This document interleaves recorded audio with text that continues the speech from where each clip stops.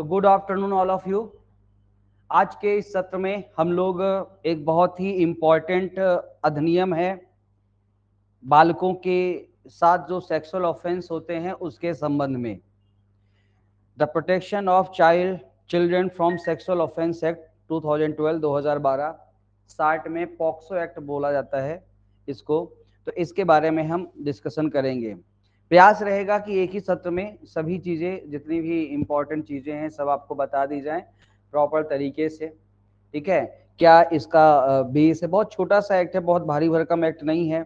ठीक है, इसमें बहुत ज़्यादा चीज़ें नहीं देखनी, लेकिन बहुत इंपॉर्टेंट कई एग्जाम जैसे आप देखें तो एडीपीओ की एमपी या छत्तीसगढ़, या फिर कह सकते हैं कि आप सिविल जज की भी अभी एमपी जुडिशरी में भी जुड़ गया है, अदर जुडिशरी में भी राजस्थान की भी एग्जाम है, वहां पर भी एक्ट आपका जो है तो पार्ट ऑफ सिलेबस है। तो बहुत ही इंपॉर्टेंट एक्ट है। लगभग जितने भी जुडिशियल एग्जाम है या एडीपीओ की एग्जाम है the in all over India, तो लगभग सब जगह ये एक्ट पूछा जाता है। इंपॉर्टेंट एक्ट है क्योंकि बालकों के साथ, बच्चों के साथ जो अपराध है वो एक बहुत ही जघन्य, एक हीनियस प्रॉब्लम है हमारे देश की, कि जहां पर छोटे छोटे बच्चों के साथ जो है तो सेक्सुअल ऑफेंस होता है।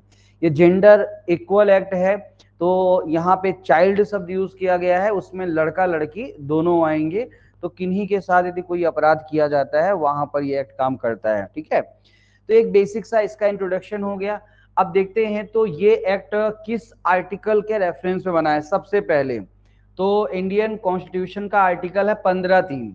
थोड़ा सा पता होगा कि आर्टिकल 15 जो क्या कहता है, आपका 5 वहां पे ग्राउंड्स बताए गए, उसके आधार पे डिस्क्रिमिनेशन से मना करता है। 5 ग्राउंड याद है कौन से? धर्म, मूल, वंश, जाति, लिंग, जन्म स्थान के आधार पर किसी प्रकार से डिस्क्रिमिनेशन से मना करता है। दो पहले सामान्य सिद्धांत बोलता है और उसके बाद उसके एक्सेप्शंस 15, 3, 4, 5, 6 तक वो एक्सेप्शन चलते हैं। तो वहां पर कहता है कि चूंकि बालक होते हैं यानी कि चाइल्ड और वुमेन, तो चूंकि उनकी एक स्पेशल कंडीशन होती है, विशेष दशा होती है, उनको प्रोटेक्शन देने की बातचीत जो है तो आपका 15(3) जो है तो वहां पे करता है। ध्यान में रखिएगा।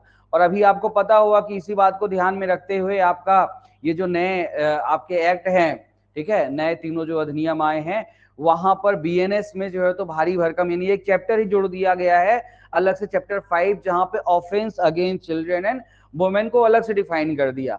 तो 15(3) के रेफरेंस में वो भी अपन याद कर सकते हैं, ध्यान में रखिएगा। ठीक है, तो कुल मिला के इस एक्ट में वापस आते हैं तो 15(3) के रेफरेंस में एक स्पेशल एक्ट है, विशेष अधिनियम है। विशेष अधिनियम को डिफाइन किया गया है आपका बीएनएस में ही, सेक्शन, स्पेशल एक्ट को सेक्शन 231, ठीक, 230 में आपका इसको डिफाइन किया गया बीएनएस में। ठीक है, देखते रहना बीच बीच में। 230 है ना पक्का? ओके, 230, हाँ 230, तो वहां पे 230 में डिफाइन किया गया है। ठीक है ना, तो उसके तहत ही चूंकि एक विशेष विषय पर बना हुआ है इसीलिए स्पेशल एक्ट है।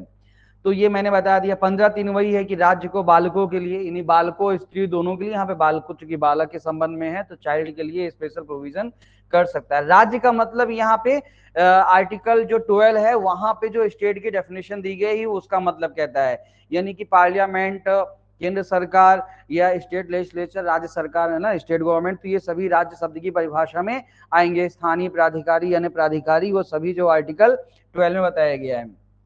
इसके अतिरिक्त एक आर्टिकल है 39, आपको पता होगा, directive principle of state policies को डिफाइन किया गया है पार्ट 4 में। ठीक है, तो पार्ट 4 में जो नीति निर्देशक तत्व बताया गया है उसके अंतर्गत आने वाला आर्टिकल है 39। 5-6 पॉइंट्स वहां पे बताए गए हैं एबीसीडी करके। तो वहां पर भी थोड़ी कुछ प्रावधान किए गए हैं कि बालकों को थोड़ा सा प्रोटेक्शन देने की बातचीत करेंगे। उनकी जो एक टेंडर एज है, सुकुमार अवस्था है, तो उसको सिक्योर करने की यहाँ पे बातचीत करेंगे। तो उसके तहत भी जो है तो आपका ये एक्ट बातचीत करता है। इसके बाद बालकों के संबंध में एक कन्वेंशन हुआ था, अभिसमय हुआ था। ठीक है, संयुक्त राष्ट्र संघ की महासभा द्वारा बालकों का जो कह सकते convention the rights of child जो तो 1989, जिसको भारत ने रेटिफाई किया था 11 दिसंबर 1992 को। ध्यान रखना ये सब चीजें एमसीक्यू वाली हैं। ठीक है, तो 11 दिसंबर 1992 को जो है तो 1992 को इसको एक अंगीकृत किया था, मान्यता दी थी सरकार ने। और इसके आधार पर कह सकते हैं कि फिर बालकों के संबंध में एक्ट बनने की बातचीत यहाँ पर की गई। अब चूंकि ये एक इंटरनेशनल कन्वेंशन के अकॉर्डिंग इसको अडॉप्ट किया गया था, तो जब किसी भी देश में कोई ऐसा अधिनियम बनता है जो किसी कन्वेंशन के अकॉर्डिंग बनता है, तो उस पर्टिकुलर सब्जेक्ट पर जो विधि बनाने की शक्ति जनरली पार्लियामेंट संसद के पास रहती है, ऐसा आर्टिकल 253 इंडियन कॉन्स्टिट्यूशन में बताया गया है। तो चूंकि ये इंटरनेशनल कन्वेंशन के आधार पर अधिनियम बना था, तो आर्टिकल 253 के रेफरेंस में कह सकते हो कि इस एक्ट को बनाया गया था। बाद में एक फेमस केस इसमें सलील बाली वर्सेस यूनियन ऑफ इंडिया का पढ़ा जाता है। ये जो केस है ध्यान रखना कि ये जे अभी जुवेनाइल जस्टिस एक्ट, फिर कभी किसी दिन ऐसे ही किसी सेशन में उसको भी डिस्कशन करेंगे। उसके और पॉक्सो के संबंध में बालक की एज को लेकर के डिस्कशन किया गया था, और ये स्पेसिफिक बोल दिया गया था कि बालक जो एज है अंडर एज ऑफ 18 ईयर, 18 साल से नीचे का कहलाएगा। उससे कम, जैसे बीच में कई ऐसे केसेस होते हैं, निर्भया केस हुआ था, तो एक भारी डिस्कशन चालू हुआ कि बालक की एज को और कम किया जाए, क्योंकि आजकल 16, 17, 18 साल के बच्चे भी जो है तो काफी मेच्योर हो जाते हैं।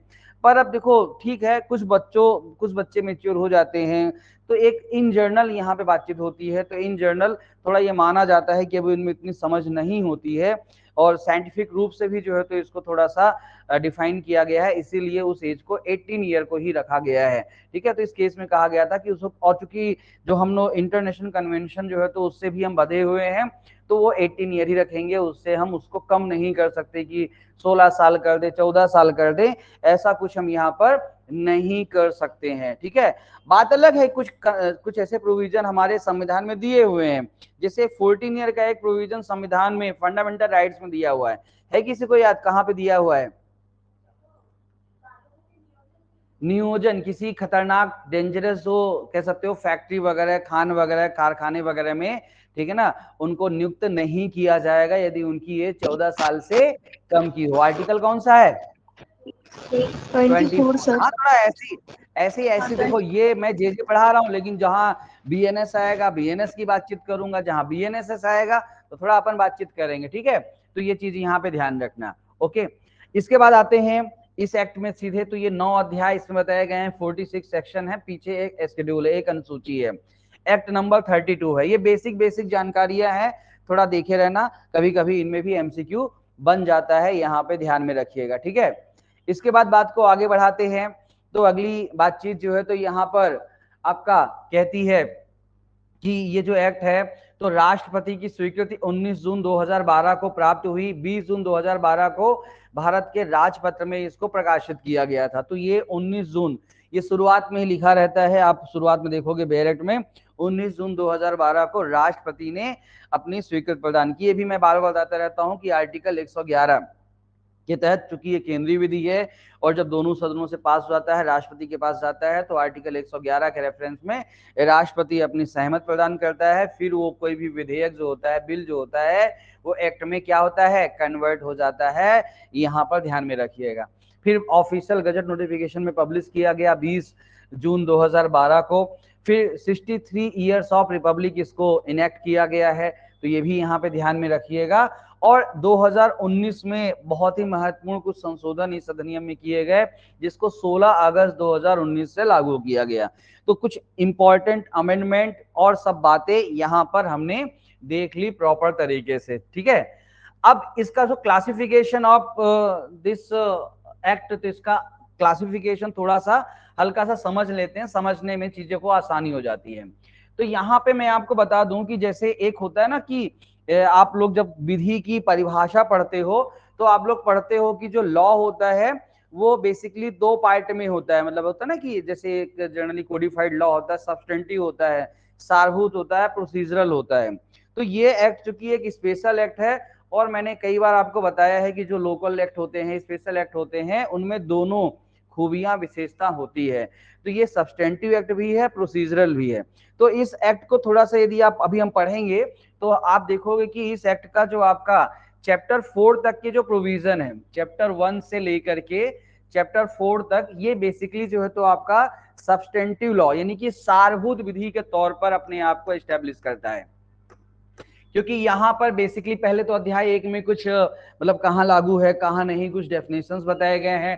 फिर इसका चैप्टर 2 जो है तो बेसिक सबसे इंपॉर्टेंट है कि जो मेन जो सेक्सुअल ऑफेंस होते हैं अगेंस्ट द चिल्ड्रन उनके बारे में बातचीत करता है। फिर पोर्नोग्राफी देश की बड़ी एक समस्या है कि वहां पर बालकों का प्रयोग किया जाता है, तो उसको कैसे रोका, उसके लिए दंड की बातचीत है। और अपराध का अबेटमेंट वगैरह या उसका अटेम्प्ट वगैरह किया जाता है उसके संबंध में। तो आपका कह सकते हो कि चैप्टर 1 थोड़ा सा प्रिलिमिनरी है, प्रारंभिक है, और इसके बाद 2, 3, 4 में ऑफेंसेस और उनके पनिशमेंट्स बताए गए हैं, यानी कि सब्सटेंटिव, यानी वही है कि अधिकार और दायित्व का निर्धारण किया गया है। और इसके बाद कोई भी अपराध यदि किया जाता है तो फिर किस प्रकार से मामला रिपोर्ट किया जाएगा, रजिस्टर्ड होगा, कैसी पूरी सुनवाई होगी, सुनवाई के दौरान मजिस्ट्रेट, सरकारी वकील, पक्षकारों के क्या ड्यूटीज, सभी चीजें रहेंगे प्रक्रिया के दौरान, तो उनके बारे में बातचीत करता है। इसलिए आप बोल सकते हो कि चैप्टर 5 से लेकर के 9 जो है तो ये आपका कैसा है, प्रक्रियात्मक, प्रोसीजरल है, ठीक ना, प्रक्रियात्मक है, प्रोसीजरल है, तो ये थोड़ा सा ध्यान रखिएगा। तो चैप्टर 1 से 4 तक आपका सब्सटेंटिव नेचर है, और आपका 5 to 9 जो है तो आपका प्रोसीजरल नेचर जो है तो इसका बताया गया है। तो ये थोड़ा सा यहाँ पे ध्यान रखिएगा। एक शेड्यूल है, एक अनुसूची है, वहां पे जो आर्म फोर्स होते हैं, सिक्योरिटी फोर्सेस होते हैं, उनकी लिस्ट दे रखी है। एज ए नॉलेज कहाँ काम आएगा उसको अपन देख लेंगे, यहाँ पे ध्यान में रखिएगा। तो ये आपका एक बेसिक सा इंट्रोडक्शन हो गया। अब आते हैं इसका आपका चैप्टर 1 प्रिलिमिनरी की बातचीत करते हैं। तो चैप्टर 1 में यहाँ पर देखेंगे संक्षिप्त नाम। तो भाई संक्षिप्त नाम तो अब ये वही है कि नाम सभी को पता ही है कि आपका लैंगिक अपराधों से बालकों का संरक्षण अधिनियम, protection children from sexual offence की बातचीत यहाँ पे करता है। 60 में जो तो पॉक्सो इसको बोला जाता है। दूसरा कि इसका जो विस्तार है अभी वर्तमान में संपूर्ण भारत पे है। जब 2012 में ये आया था उस समय जम्मू कश्मीर में एप्लीकेबल नहीं था, लेकिन आप सभी को पता है कि 2019 के बाद से जो है तो इसका संपूर्ण भारत पे विस्तार है। कब से? 31 अक्टूबर 2019 से जो है तो इसका विस्तार। तो जम्मू कश्मीर रीऑर्गेनाइजेशन एक्ट की पीछे 5वीं अनुसूची के टेबल नंबर 1 की एंट्री नंबर 85 के तहत जम्मू कश्मीर शब्द को ओमिट कर दिया गया है, हटा दिया गया है। तो अब जम्मू कश्मीर शब्द हट गया है, तो आप पढ़ोगे कि इसका विस्तार संपूर्ण भारत पे है।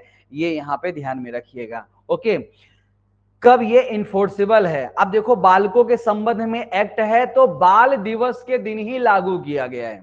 बाल दिवस कब बनाया जाता है?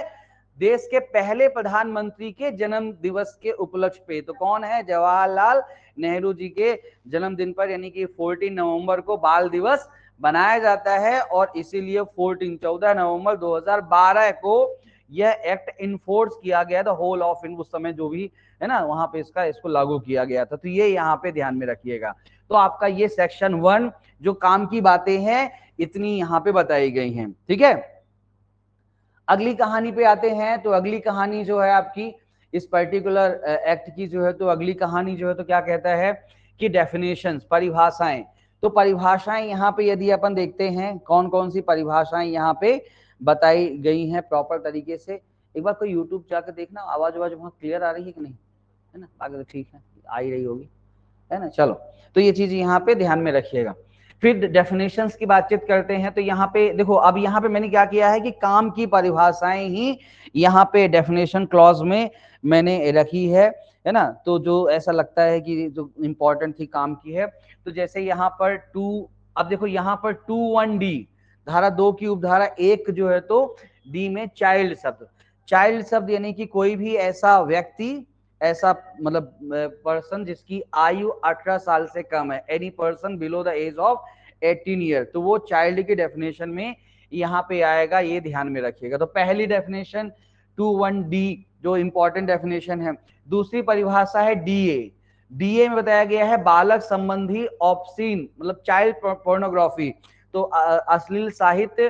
तो यहाँ पे वही है कि बालक संबंधी किसी प्रकार का अश्लील साहित्य जहां पर बालक को किसी भी प्रकार से यूज किया गया है वो इसके अंतर्गत आएगा। कोई भी आचरण, चित्र, फिल्म, कोई वीडियो, कंप्यूटरीकृत कोई आकृति जिसमें किसी बालक को यूज किया गया है वो यहाँ पे ध्यान में रखिएगा आपका चाइल्ड पोर्नोग्राफी में आएगा। ये चूंकि 2019 में जो संशोधन हुए थे उनके तहत जो है तो इस सेक्शन को जोड़ा गया था। तो ये थोड़ा सा इंपॉर्टेंट यहाँ पे ध्यान में रखिएगा 2DA में, ठीक है। और तीसरा काम की डेफिनेशन है आपका 21E, जहां पे डोमेस्टिक रिलेशनशिप बताया गया है, यानी कि डोमेस्टिक रिलेशनशिप का वही अर्थ होगा जो डोमेस्टिक वायलेंस एक्ट एक बना हुआ है 2005 उसमें बताया गया है। तो ये यहाँ पे ध्यान में रखिएगा। तो इस प्रकार से आपका ये डेफिनेशन क्लॉज में जो काम की डेफिनेशन है। इसके बाद एक और डेफिनेशन काम की है साझी गृहस्थी, शेयर्ड हाउस होल्ड। तो 21K में बताया गया है शेयर्ड हाउस होल्ड, तो जहां अपराधी से आरोपित व्यक्ति बालक के साथ रहता है या रह चुका है, तो उस जगह को हम बोलेंगे शेयर्ड हाउस होल्ड, साझी गृहस्थी। ठीक है। अब बाकी परिभाषाएं आप बोलोगे कहां मैंने कंप्लीट किया है, तो आगे जैसे अभी पढ़ेंगे इसमें और परिभाषाएं आपको आगे मिलेंगी, तो मैंने उसको साथ में रखा है डेफिनेशंस के साथ, तो आपको याद करने में आसान रहेगा। ठीक है। इसके बाद मैंने यहाँ पे ये बता दिया है कि जो परिभाषा कोई, अब जैसे कोई शब्द यहाँ पे यूज है लेकिन डिफाइंड नहीं है, यूज्ड है बट नॉट डिफाइंड, तो फिर उनको हम कहां से उठाएंगे, तो वहां उनको हम बीएनएस से उठाएंगे, बीएनएस 2023 यानी जो नई आप। अब देखो वहां पर ध्यान रखना कि वहां पर आईपीसी सीआरपीसी एविडेंस और जेजे एक्ट के बारे में प्रावधान किया गया है। ठीक है। देखो किसके बारे में, आईपीसी सीआरपीसी एविडेंस नहीं, sorry, IPC CrPC JJ act और आईटी एक्ट, है ना, ये 4 एक्ट का बताया गया है। तो आईपीसी हो गया है बीएनएस और सीआरपीसी हो गया है बीएनएसएस, जेजे एक्ट और आईटी एक्ट। तो कोई भी डेफिनेशन जो कह सकते हैं कि यूज्ड है पर डिफाइंड नहीं है, उनको हम नहीं, मतलब IPC CrPC JJ act juvenile justice यानी कि वही किशोर न्याय अधिनियम और आपका सूचना प्रौद्योगिकी अधिनियम आईटी एक्ट से लेंगे, इस बात को ध्यान में रखिएगा। तो ये आपका कह सकते हैं ये प्रावधान। अब आते हैं चैप्टर 2। अब चैप्टर 2 जो है तो इस एक्ट का एक बहुत ही महत्वपूर्ण चैप्टर है जहां से कई प्रश्न बने हैं बार बार लगातार। ठीक है। तो चैप्टर 2 को हम यहाँ पे समझते हैं प्रॉपर तरीके से। अब देखो चैप्टर 2 यदि आप देखोगे धारा 3 से 12 तक बताया गया है। ठीक है। और 3 से 12 तक का ये जो चैप्टर 2 है ये 5 पार्ट में है, ऐसा वहां पर ए बी सी डी और ई करके दो दो धाराओं के 5 सेक्शन बनाए गए हैं। देखा जाए तो बेसिकली यहाँ पर 3 अपराध के बारे में ही बातचीत करता है, 3 अपराध। ठीक है ना, बीच में मैं लाइन खींच देता हूं आपका जो है तो 3 अपराध यहाँ पर। ठीक है, 3 अपराध। तो एक अपराध यहाँ पे है आपका प्रवेशन लैंगिक हमला, पेनिट्रेटिव सेक्सुअल असॉल्ट। ठीक है। अब ये अपराध कैसा है, तो ये अपराध है इक्वल टू रेप, रेप के जैसा, बिल्कुल रेप के जैसा अपराध है, यहां पर ध्यान में रखिएगा। दूसरा है गुरुतर प्रवेशन लैंगिक हमला, एग्रीवेटेड पेनिट्रेटिव सेक्सुअल असॉल्ट। ये मतलब इसी का जो है तो गंभीर स्वरूप है, इसका क्या है, गंभीर स्वरूप है। यानी कि वही है कि कुछ पर्टिकुलर पर्संस या सर्कमस्टांसेस में यदि रेप किया जाता है तो उसकी गंभीरता बढ़ जाती है, उसकी सजा बढ़ जाती है। ठीक है, थोड़ा आपराधिक दायित्व बढ़ जाता है। तो ये थोड़ा सा इसका गंभीर स्वरूप है, गंभीर स्वरूप। ठीक है। तो एग्रीवेटेड जो है तो उसका फॉर्म है, तो देखा जाए तो इसी का गंभीर स्वरूप है। अगला है सेक्सुअल असॉल्ट, लैंगिक हमला। ठीक है, लैंगिक हमला से as it is sexual assault के तौर पर आपके बीएनएस में डिफाइन किया गया है। इसी का जब गंभीर स्वरूप है वो एग्रीवेटेड सेक्सुअल असॉल्ट है। और तीसरा है सेक्सुअल हरासमेंट, लैंगिक उत्पीड़न। ठीक है। तो इस प्रकार से कह सकते हैं कि आपका पेनिट्रेटिव सेक्सुअल असॉल्ट पहला ऑफेंस बताया गया है, इसका गंभीर स्वरूप। ठीक है। तो सेक्शन 3 में जो है तो पेनिट्रेटिव सेक्सुअल असॉल्ट बताया गया है, धारा 4 में उसका दंड बताया गया है। फिर उसके बाद जो है तो एग्रीवेटेड पेनिट्रेटिव सेक्सुअल असॉल्ट बताया गया है धारा 5 में, उसका दंड धारा 6 में। फिर तो ये 2 हो गया। फिर सेक्सुअल असॉल्ट बताया गया है धारा 7 में, उसका दंड धारा 8 में। एग्रीवेटेड सेक्सुअल असॉल्ट बताया गया धारा 9 में, उसका दंड 10 में। और आपका सेक्सुअल हरासमेंट लैंगिक उत्पीड़न बताया गया है धारा 11 में और उसका दंड बताया गया है 12 में। इसके बाद ये डेफिनेशन, जैसे ये आपका सेक्शन 21F में 21F A I, ठीक है, B और J, तो कई बार ऐसे लिख लेना, ऐसे याद हो जाता है FAI, ठीक है, BJ, तो FAI BJ और ऐसे ये लिख लो। अब इसके बाद गंभीर, तो सब स्वाभाविक बात है कि रेप जैसा अपराध सबसे गंभीर है, तो वो सबसे पहले मतलब रेप पहले और उसका गंभीर फॉर्म, तो रेप का अपराध सबसे पहले यहाँ पे, तो सबसे गंभीर अपराध ये। ठीक है। फिर उसका गंभीर फॉर्म फिर उसके बाद थोड़ा उससे कम सीरियस अपराध आपका सेक्सुअल असॉल्ट हो गया, धारा 7 और 9, और सबसे कम थोड़ा सा मतलब सबसे कम कह सकते हो कि गंभीर अपराध जो है तो आपका धारा 11 में बताया गया। तो ये सीक्वेंस बढ़िया बना हुआ है, इसमें कोई छेड़ने की आवश्यकता नहीं है। आप इसको एक दो बार पढ़ोगे ना तो FAI BJ ऐसे लिख लोगे तो दो चार बार में ये चीजें आपको याद हो जाएंगी। ऐसा कोई कठिन चीज बिल्कुल भी नहीं है। मैं बार बार एक बात बोलता हूं कि याद आप लगातार रिवीजन करते रहेंगे, आपको चीजें याद होती चली जाएंगी। ठीक है, तो ये चीज यहाँ पे ध्यान में रखिएगा। ओके, तो इस प्रकार से आपका ये पर्टिकुलर चार्ट यहाँ पे मैंने बना दिया है। एक दो बार पढ़ोगे, चार बार पढ़ोगे, पांच बार पढ़ोगे तो ये आपको अच्छे से याद हो जाएगा। अब इसके बाद जो है तो यहाँ पे आते हैं, सेक्शन वही है कि सीक्वेंस करते हैं तो सेक्शन 3। अब धारा 3 में पेनिट्रेटिव सेक्सुअल असॉल्ट PSA को डिफाइन किया गया है। अब PSA को, चूंकि ये एक्ट जब बन रहा था उस समय निर्भया केस वो सब, मतलब थोड़ा निर्भया केस 2012 के एंड में हुआ था। बड़ा एक अजीब सी बात है कि निर्भया केस 2012 के जो है तो एंड में हुआ था ना। निर्भया केस याद है आपको? निर्भया केस जो दिल्ली का था वो 2012 दिसंबर में हुआ था। हाँ, दिसंबर 2000। उसके पहले जो है तो ये एक्ट आपका लागू हो गया था, और इसमें भी लगभग इतने बाद में फिर इन्हीं सब ये परिभाषाओं में जो बहुत सारी चीजें शामिल की गई हैं, तो इन्हीं को बाद में फिर आपका 2013 के संशोधन में IPC में जोड़ा गया था। पहले रेप की परिभाषा इतनी कह सकते हो कि विस्तृत नहीं थी, फिर बाद में रेप की परिभाषा को विस्तारित कर दिया गया था। पहले वही ये सिंपल सा था रेप की परिभाषा की, एक पर्टिकुलर पार्ट में पेनिट्रेशन ही रेप कहलाता था। लेकिन बाद में यहाँ पर ये सभी चीजें कि कोई व्यक्ति इंसर्ट करता है, पेनिट्रेट करता है, मैनिपुलेट करता है, अप्लाई करता है कोई भी पार्ट किसी भी बॉडी पार्ट में, तो फिर वो एक तरह से पेनिट्रेटिव सेक्सुअल असॉल्ट कहलाएगा। तो मैंने लिख भी दिया है कि ये अपराध BNS में रेप के जैसा एज इट इज, कप कॉपी पेस्ट डिक्टो, वहां पर भी 4 तरीके ऐसे स्पेसिफिक बताए गए हैं, यहाँ पर भी वो 4 तरीके बताए गए हैं। तो ये मैंने प्रॉपर तरीके से सिंपल सा लिख दिया है, आपको पढ़ लीजिएगा, कोई ऐसा कठिन चीज वहां पर नहीं है। ठीक है, देन इसके बाद यहाँ पे सबसे इंपॉर्टेंट चीज इसके दंड में है। तो दंड यहाँ पर देखिएगा कि दंड में थोड़ा सा यहाँ पर एज का थोड़ा सा रोल यहाँ पर किया गया है।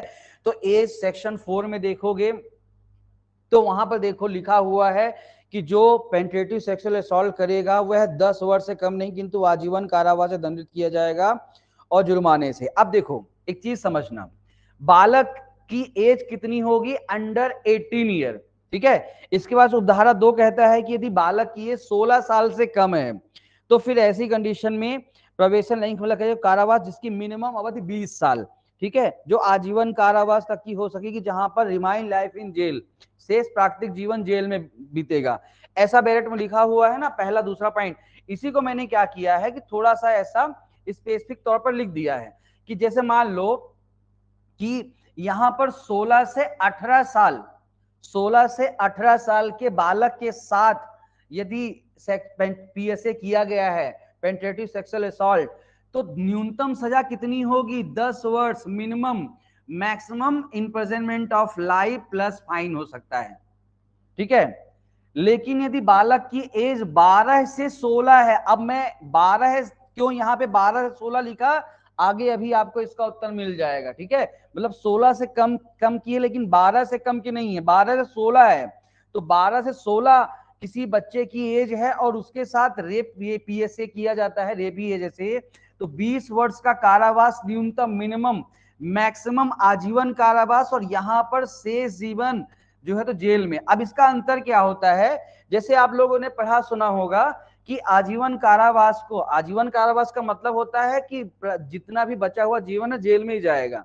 लेकिन राज्य सरकार, समुचित सरकारों के पास ऐसा पावर होता है कि मान लो कोई अभियुक्त अपराधी का थोड़ा सा चाल चलन अच्छा है तो पहले छोड़ देते हैं, 14 साल में, 20 साल में छोड़ देते हैं। लेकिन जहां पे स्पेसिफिक लिख दिया कि रिमाइंड लाइफ इन जेल, तो वहां पर सरकार कोई भी ऐसा कह सकते हो कि विशेषाधिकार यूज नहीं करेंगे कि उनको पहले छोड़ दिया जाए, यानी कि जब तक वो जिंदा है जेल में रहेगा। तो ये अंतर यहाँ पे ध्यान में रखिएगा। ठीक है ना, तो सिंपल सी बात है कि 16 से 18 साल का कोई बालक है, उसके साथ ऐसा हुआ है, चाइल्ड है, तो न्यूनतम सजा 10 साल जो आजीवन कारावास हो सकता है। 12 से 16 है तो फिर 20 साल आजीवन कारावास, ये सब वहां पे हो सकता है। अब आते हैं यहाँ पर अगली कहानी। बाकी एक तीसरा वहां पे किस धारा के अंतर्गत जुर्माना जस्टिफिएबल होगा, न्यायोचित होगा और रीजनेबल होगा, ताकि उस पीड़ित को प्रदान किया जाए, उसके रिहेबिलिटेशन में, उसके पुनर्वास में मदद हो सके। तो ये पॉइंट्स यहाँ पे ध्यान में रखिएगा प्रॉपर तरीके से, ठीक है। तो ये आपका एक सेक्शन 4 हो गया।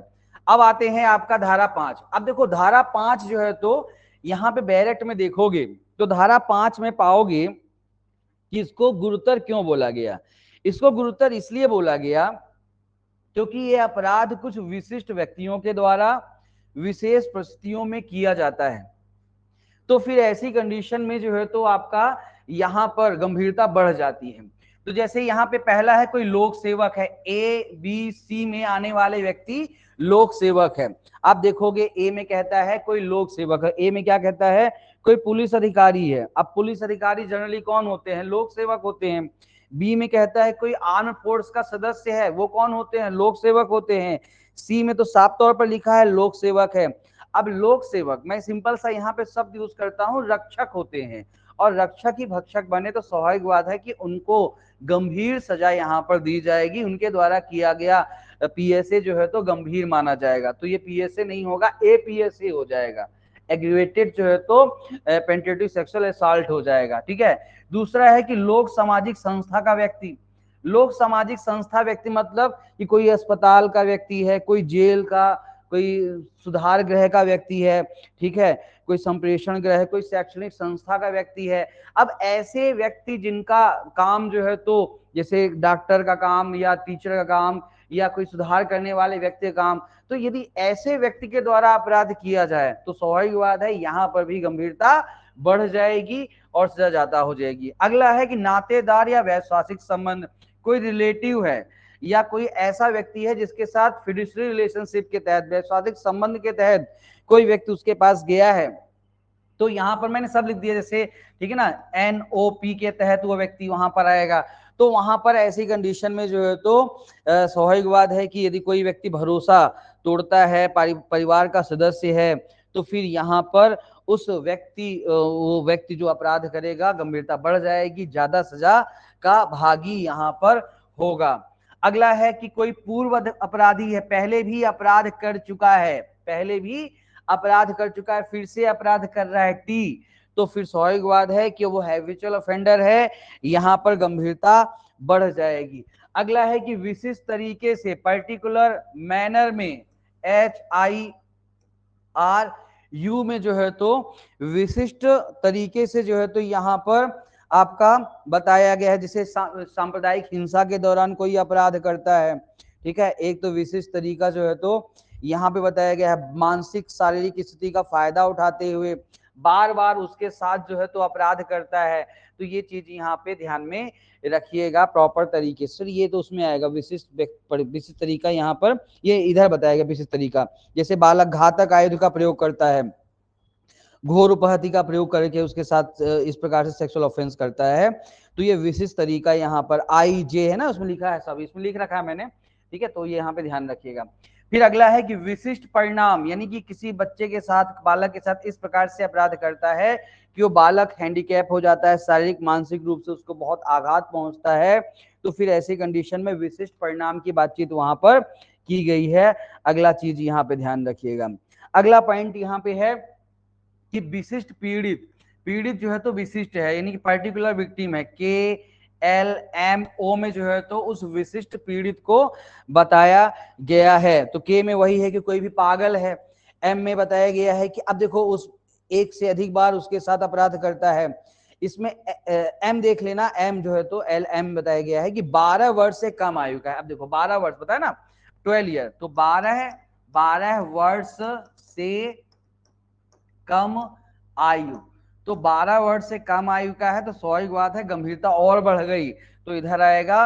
और लास्ट में है कि विशिष्ट परिस्थितियों में करता है, S, यानी कि वहां पर साफ तौर पर रखे कि सामुदायिक हिंसा यहाँ पे आएगा, क्योंकि सांप्रदायिक हिंसा वगैरह के दौरान इस प्रकार की घटना करता है, तो यहाँ पर गंभीरता बढ़ गई। तो स्वाभाविक बात है कि कोई भी एक व्यक्ति है जो विशेष परिस्थितियों वाला व्यक्ति है, यानी ये यहाँ पे 1, 2, 3, 4 में व्यक्ति आ जाएंगे।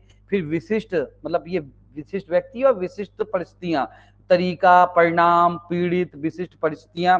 तो ऐसे मैंने एक सिंपल सा इनको लिख दिया है, 2-4 बार आप पढ़ोगे तो चीजें आपको ऐसी याद हो जाएंगी, कठिन नहीं है। इसमें ऐसा आपको हर चीज याद भी नहीं करना है, इसमें कुछ ही जैसे 12 वर्ष वाला ये पॉइंट्स यहाँ पे ध्यान रखना, अंडरलाइन लगा लेना, ये थोड़ा कभी कभी एक संभावना बन सकता है, बाकी तो 1-2 बार पढ़ लेना, आपको चीजें आराम से समझ में आ जाएंगी, ठीक है। इसीलिए यहाँ पे मैंने समराइज करके लिख दिया।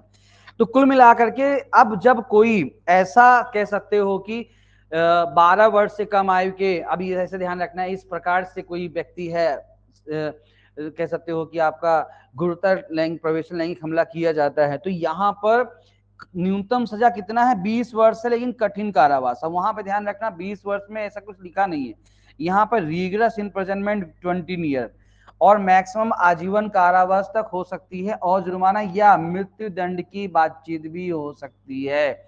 यानी सरल शब्दों में समझो कि 12 वर्ष से कम आयु के बालक के साथ रेप करने पर मृत्यु दंड की सजा भी दी जा सकती है। कई बार ऐसे क्वेश्चन बनाते हैं एमसीक्यू में, ध्यान रखना, ठीक है।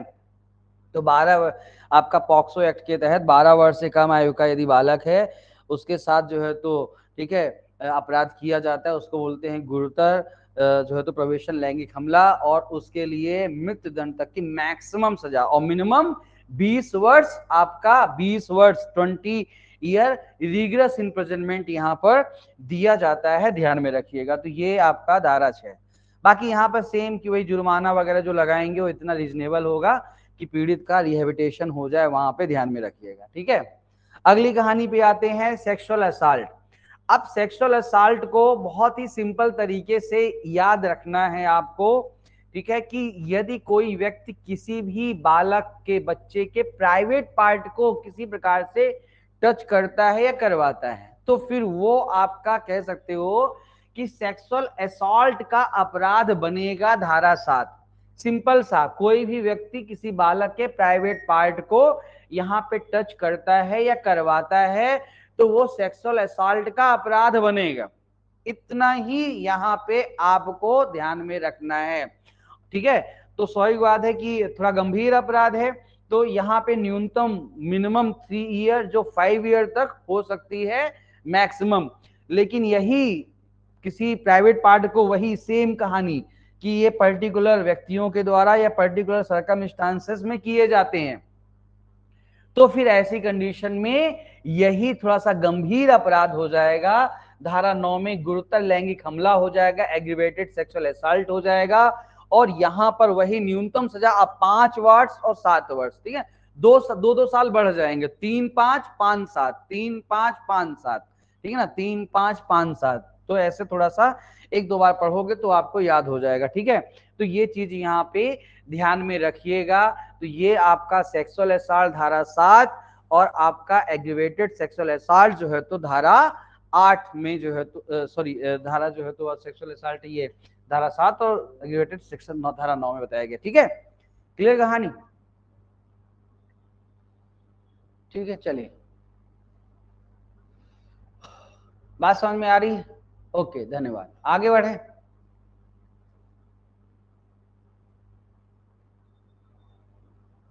आगे बढ़ते हैं।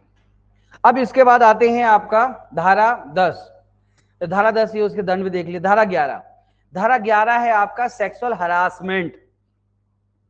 बीएनएस में सेक्सुअल हरासमेंट कहां पे, 75 में लिखा दिया मैंने, वही पूछने वाला था, देख के बताए थे सब लोग। तो बीएनएस में 75 में बताया गया है। और मैं आपको बताऊं कि बीएनएस में जो सेक्सुअल हरासमेंट की डेफिनेशन है तो वो कह सकते हैं कि वो थोड़ी सी छोटी है, उसमें 3-4 पॉइंट ही है, लेकिन इसमें देखोगे तो ज्यादा पॉइंट्स दिए हैं, बस यही थोड़ा सा अंतर है, ठीक है।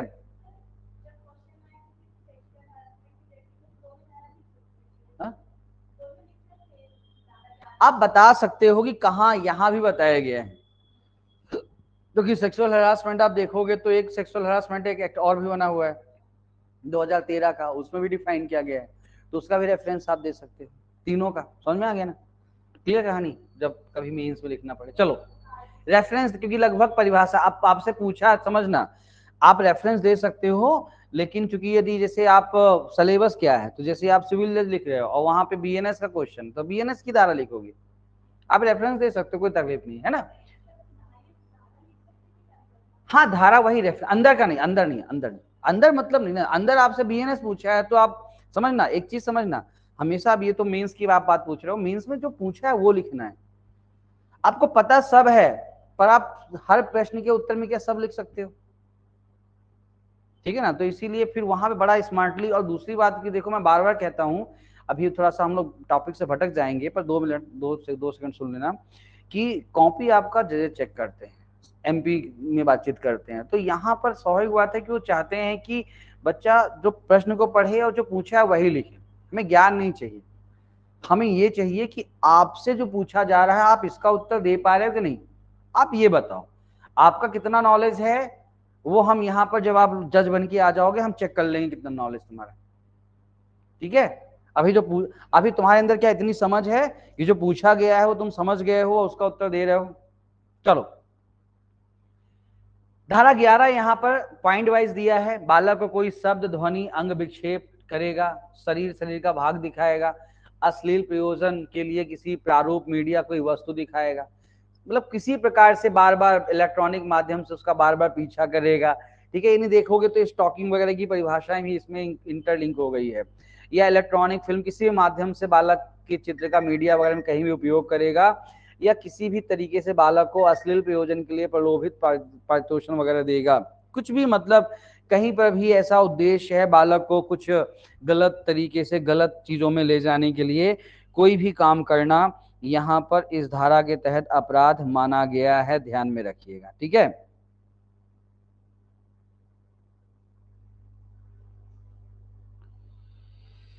चलिए, तो इस बात को यहाँ पे ध्यान में रखिएगा, इस धारा के तहत अपराध माना गया है, ध्यान में रखिएगा। ठीक है, और यहाँ पे कोई व्यक्ति लैंगिक उत्पीड़न करता है तो उसका दंड है 3 वर्ष कारावास, जुर्माना, ये बात यहाँ पे ध्यान में रखिएगा।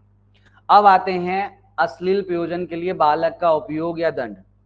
अश्लील प्रयोजन यानी कि चाइल्ड पोर्नोग्राफी वगैरह के लिए बालक को यदि यूज किया जाता है, उसके लिए यहाँ पे बातचीत जो है तो आपका करता है चैप्टर 3 में, धारा 13 से 15 तक 3 धाराएं बताए गए हैं। पहला धारा इंपॉर्टेंट है कि ऑब्सीन पोर्नोग्राफिक पर्पस के लिए किसी बालक को यदि यूज किया जाता है किसी भी तरीके से, तो फिर ऐसी कंडीशन में जो है तो यहाँ पर ध्यान में रखिएगा कि ये पर्टिकुलर धारा काम करती है। यहाँ पे किसी भी तरीके से उसका यौन अंग का प्रदर्शन किया जाता है, सेक्सुअल एक्ट के लिए कोई यूज किया जाता है, अश्लील प्रदर्शन कुछ भी किया जाता है यहाँ पे किसी बालक का, किसी भी विज्ञापन, इलेक्ट्रॉनिक प्रारूप, मीडिया, कहीं पर भी बालक को किसी भी प्रकार से पोर्नोग्राफी वगैरह उन सब चीजों में यूज किया जाता है, तो ये पर्टिकुलर धारा यहाँ पे काम करता है। ठीक है, क्योंकि इसका थोड़ा सा गंभीर अपराध है, इसलिए इसमें कह सकते हो कि आपका इनहेंस पनिशमेंट का प्रावधान है। इनहेंस पनिशमेंट मतलब कि पहली बार कोई करेगा तो न्यूनतम 5 वर्ष कारावास और जुर्माना, दूसरी बार करेगा तो न्यूनतम 7 वर्ष कारावास और जुर्माना, और साथ में तो न्यूनतम सजा यहाँ पे ये कहता है, और साथ में यदि धारा 14 के साथ अध्याय 2 में कोई अपराध करता है तो उसके तहत अपराध भी साथ में जुड़ेगा, वही वो भी दंड जुड़ेगा, है ना। जैसे कोई व्यक्ति चाइल्ड पोर्नोग्राफी के साथ साथ जो है तो वहीं पे सेक्सुअल हरासमेंट करता है तो धारा जोड़ दो, सेक्सुअल असॉल्ट करता है तो उसके दंड जोड़ दो। ठीक है, तो इतनी बात यहाँ पे ध्यान में रखिएगा, ये इस तरह से आपका इंटरप्रेट होता है सेक्शन 14। क्लियर कहानी? ओके, इसमें थोड़ा सा ध्यान रखना, इसमें इसके हेडिंग में एमसीक्यू अधिकांश बने, यदि एमसीक्यू के पॉइंट ऑफ व्यू से आप परिचित करते हो तो ये चीज यहाँ पे ध्यान रखिएगा। फिर इसके अगला है कि बालकों को सम्मिलित करने वाली अश्लील सामग्री। तो अब यहाँ पे एक सिंपल सा ध्यान रखना कि किसी व्यक्ति के पास, जैसे किसी व्यक्ति के मोबाइल में कोई भी ऐसा ऑप्शन कंटेंट है ना, जिसको कह सकते हो पोर्नोग्राफी फिल्म वगैरह मिलती है और उसमें कोई बालक है, बालक उसमें यूज किया गया है, तो फिर प्रथम दोषित पर उसको 5,000 रुपए का न्यूनतम जुर्माना लगाया जा सकता है, और यही दूसरी बार पकड़े जाने पर 10,000 रुपए तक का न्यूनतम जुर्माना लगाया जा सकता है। ठीक है ना, लिखा है, पढ़ लो, इसका कोई बहुत ज्यादा फर्क पड़ता नहीं है, क्योंकि पहली बार तो आजकल मोबाइल में अश्लील सामग्री रखने की जरूरत क्या है, फ्री तुमको डाटा मिल रहा है, और आपको जा करके गूगल महाराज में जो है तो बस टाइप करने हैं 2-4 शब्द, उसके बाद आपको इतना कुछ देखने को मिल जाएगा कि आपको मोबाइल में कुछ रखने की आवश्यकता नहीं है ना? है? नहीं, कोई अपराध नहीं सर्च करना, सर्च करना भी कोई अपराध नहीं है, क्योंकि लेकिन देखा जाए तो बहुत सारी चीजें जो है तो एक तरह से गलत ही मानी जाती हैं। तो ऐसा कहीं पर भी नहीं लिखा है कि सर्च करना अपराध है, ठीक है, उस तरह की चीज। लेकिन थोड़ा ऐसा, अब ये इतना तो पता नहीं कितना मॉनिटरिंग सरकार करती होगी, पर सरकार थोड़ा एक ऐसा कि एक कहीं ना कहीं ऐसा कुछ ना कुछ तरीके से मॉनिटरिंग करने का प्रयास करती है। लेकिन वो सब बातें ही हैं यार, क्योंकि इस देश में आप यकीन करो कि सबसे ज्यादा सर्च जो है तो पोर्नोग्राफी ही की जाती है। गूगल महाराज का सबसे ज्यादा उपयोग जो है तो इसी के लिए ही होता है। ये एक सच्चाई है ना? और इससे कोई फर्क नहीं पड़ता है कि वो फोन लड़का यूज कर रहा है कि लड़की यूज कर रही है। एक ये भी बड़ी खतरनाक सच्चाई है कि लड़कियां तक सर्च करती, लड़के लड़की मतलब हर व्यक्ति प्रॉपरली सर्च करता है, ठीक है, ओके। तो पोर्नोग्राफी तो एक बहुत बड़ा एक वो है, व्यापार है, बिजनेस है। पोर्नोग्राफी, बुल फिल्म, वो सब बातचीत वगैरह जो होता है, वो पिक्चर देखी थी ना तुमने, वो जिसमें वो पूजा बना था, एक एक्टर था ना पूजा बना था, हाँ, ड्रीम गर्ल। हाँ, तो वैसे ड्रीम गर्ल, वो सभी ड्रीम गर्ल है ना। फैंटेसी जीवन में जो तो आदमी जीता है, क्या करे आदमी जो है तो। और ठीक है, वो इसका देखो कई लोग इसका, जैसे बीच में मैंने एक वो देखा, तो अच्छा बुरा दोनों चीजें होता है इस सब चीजों से। ये सब चीजें अपराध को भी बढ़ावा देते हैं, अपराध को रोकते भी हैं, दोनों काम करते हैं, दोनों चीजें हैं, वो अलग अलग कहानियां हैं, अलग अलग चीजें हैं। उस पर डिस्कशन करने जाएंगे तो बात निकलेगी दूर तक जाएगी, तो इनको डिस्कशन करने का मतलब नहीं है। पर यह है कि सरकार प्रयास करती है, पर ठीक है, देखो सरकार कुछ चीजों को जानबूझ के इग्नोर करती है, मतलब कहीं डुबाए रखो इनको, दारू पिलाए रखो, ऐसे उल्टी सीधी चीजें देखता रहे बच्चा, ज्यादा टेंशन नहीं पालेगा, उसको खुद ही फील होएगा, आत्मग्लान होगी कि मैं बुरा हूं, तो हम पे उंगली नहीं उठाएगा। और उसको थोड़ा सा दो चार गुरुओं को बैठा दो, उनको बोल दो कि भाई हाँ तुम बताते रहो कि दारू पीना गलत है, मांस खाना गलत है, पोर्नोग्राफी देखना गलत है, तो बच्चा इसी गिल्ट में, हे प्रभु मैं की करूं, मैं तो दारू भी पीता हूं, मैं तो पोर्नो, अरे भैया किस, तुम दारू पी रहे हो, कौन सा अपराध कर रहे हो? मेरी बात, हमारे देश में ये सबसे बड़ी प्रॉब्लम होती है कि गलत सही का एक नजारा ऐसा करता है। समझना, एक व्यक्ति ने मांस खाया, क्या गलत है? गलत नहीं है। पर एक शादीशुदा व्यक्ति यदि किसी दूसरी औरत के साथ संबंध बनाता है, ये गलत है। आप लोग चीट करते हो, ये गलत है। पर प्रॉब्लम ये है कि एक आदमी, मैं तो मांस नहीं खाता, दारू को हाथ नहीं लगाता, लेकिन चार चार पांच पांच गर्लफ्रेंड मैंने एक से दूसरे को छिपा के रख रखी है, ठीक है, तो मतलब तुम्हारा नैतिक पतन हो गया है। कहने के लिए तुम मांस नहीं खा रहे हो, लेकिन नैतिक पतन तुम्हारा हो गया है। तो यही प्रॉब्लम है ना, कि हमारे समाज में गलत सही की परिभाषा बड़ी अड़गड़ है, ठीक है।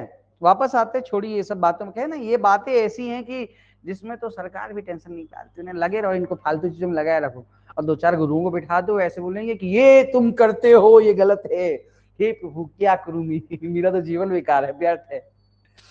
और आदमी को ये बोलते ना, इसको मानसिक तौर पर उलझाना, और एक इंसान को तुम मानसिक तौर पर उलझा दो, है ना, मानसिक तौर पर उलझा दो कि ये सही है ये गलत है, तो ठीक है यार, उससे मतलब वही है कि अब अपना अपना एक तर्क होता है, अपना अपना एक तर्क होता है।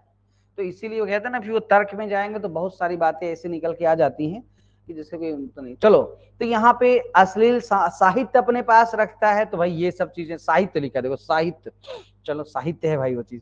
चलो, यदि कोई व्यक्ति किसी बालक के संबंध में अश्लील सामग्री को पारेषण करता है, कहीं किसी को देता है, ठीक है ना, पारेषण करता है,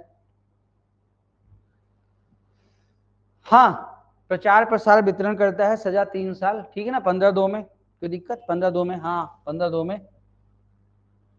अभी आ रहे हैं ना, उधर तक आ रहे हैं, चिंता मत कीजिएगा, मैं उधर आ रहे हैं, ठीक है। तो यहाँ पे पारेषण करता है तो 3 वर्ष का कारावास, जुर्माना या दोनों। तो पारेषण करता है, प्रचार प्रसार वितरण करता है, तो बिल्कुल ये यहाँ पे जो आप बोल, ये यहाँ पे यही दंड लगते हैं।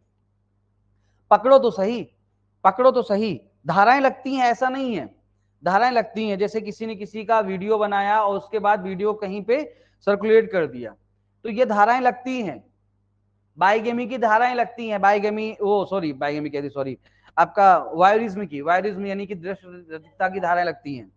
पर वही है कि धाराएं लग जाती हैं, पर कुछ समय तक मामला रहता है, उसके बाद सब ऐसे इधर उधर हो जाता है।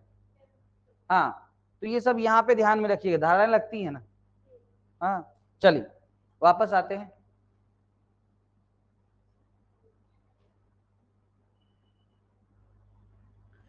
नहीं, गूगल में सर्च करना वही है ना, तो गूगल में आप सर्च कर रहे हैं। अब यदि कोई चीज को बैन किया जाए तो कैसे मिल सकती है, पर दिक्कत ये ना कि गूगल में आपको हर चीज मिल सकती है। गूगल में आप जो चीज सर्च करो मिल जाती है, हर चीज, है ना। वो पिक्चर देखी होगी कि कोई कुछ भी लिख दे कि हाउ मेकिंग बम, बहुत तरीके बता देगा। मतलब कोई भी चीज गूगल में आप लिख दोगे और कुछ ना कुछ तो दे ही देगा। तो गूगल महाराज की तो ये रहता है। तो यही है कि वो चीज जो है तो गलत है। अब ये है कि हमेशा मैं बात हमेशा वही करता हूँ, देखो बहुत सारे हम चाहे ना चाहे, बहुत सारे हम लोग, बार बार मैं एक चीज कहता हूँ कि बहुत सारे गलत काम हम लोग करते हैं। बस ये है कि वो आदमी तब उसमें जब पकड़ा जाता है, जब आदमी पकड़ा जाता है किसी गलत चीज में। मैं हमेशा, जैसे देखो अभी एक कहीं यूपी में बाबा पकड़ा गया, धर्म परिवर्तन करवा रहा था, उसका घर गिरा रहे हैं लोग, हल्ला मचा रहे हैं घर काहे गिरा रहे हो। अब एक बात समझना कि मैं बार बार कहता हूं कि हमारे देश में अधिकांश जो घर बनते हैं वो एक किसी मतलब कि कह सकते हो गाइडलाइन के हिसाब से नहीं बनते हैं। हर घर गिर जाए ऐसे प्रॉब्लम्स रहती हैं। बस वही है कि प्रॉब्लम यही है कि जब तक आदमी गलत में नहीं फंसता तब तक सब सही है, जिस दिन फंस गया तो सब उसके गड़े मुर्दे निकल आते हैं। बस यही यहाँ पे ध्यान में रखिएगा कि जब तक नहीं फंस रहे हो, चल रही कहानी चल रही है। जैसे लोग सिग्नल तोड़ देते हैं, जब तक तोड़ रहे हैं सिग्नल कोई दिक्कत नहीं है। अभी जैसे इंदौर में पढ़े, अब मैं उसको पढ़ के भी मेरे को बड़ा हंसी आई, उसमें लिखा था 35 लोग को नोटिस दिया गया जो बार बार सिग्नल तोड़ रहे हैं, उनका लाइसेंस रद्द कर दिया जाए। तो मैं हंसने लगा, मैंने कहा यार मैं किसी चौराहे में खड़ा हो जाऊंगा, मुझे वहां पे सिग्नल तोड़ते हुए मतलब 10 मिनट में खड़ा हो जाऊं, मुझे कम से कम 50 व्यक्ति मिल जाएंगे सिग्नल किसी चौराहे में। आप भोरकुआ में खड़े हो जाओ और आपको 50, भोरकुआ में तो 100-200 मिल जाएंगे 10 मिनट में, यहाँ वहां से घुसते हैं। लेकिन पूरे इंदौर में उनको 35 मिले जो बार बार सिग्नल तोड़ रहे हैं। तो ये हमारे देश का सिस्टम है कि जो बहुत ज्यादा अति कर रहे होंगे अब इनको घेरना है।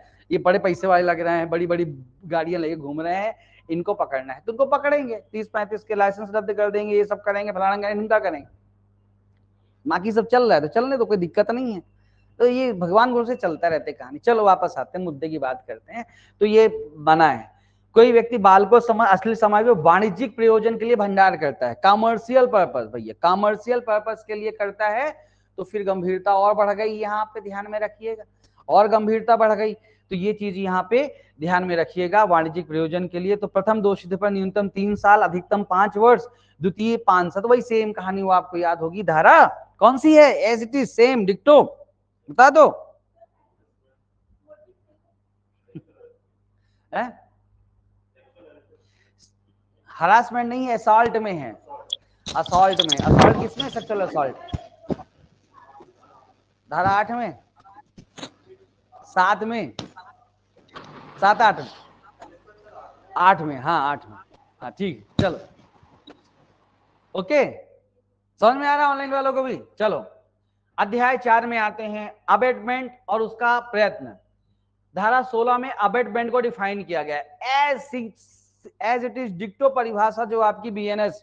तो बीएनएस में अबेटमेंट कहाँ, 40 पक्का, 45, अरे 45, 45 में है सर, 45 में, ठीक है।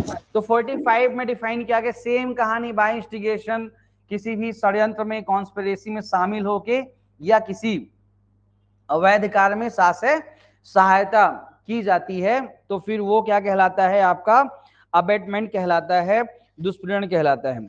अब यहाँ पे एक बात ध्यान रखना कि यहाँ पे अंतर थोड़ा सा ये है कि अबेटमेंट में आपका जो बीएनएस है, तो बीएनएस में स्पष्टीकरण 2 है, यहाँ पे स्पष्टीकरण 3 है। बाकी ऐसा अंदर भी कोई बहुत भारी भरकम चीज नहीं है, 1-2 स्पष्टीकरण सेम है।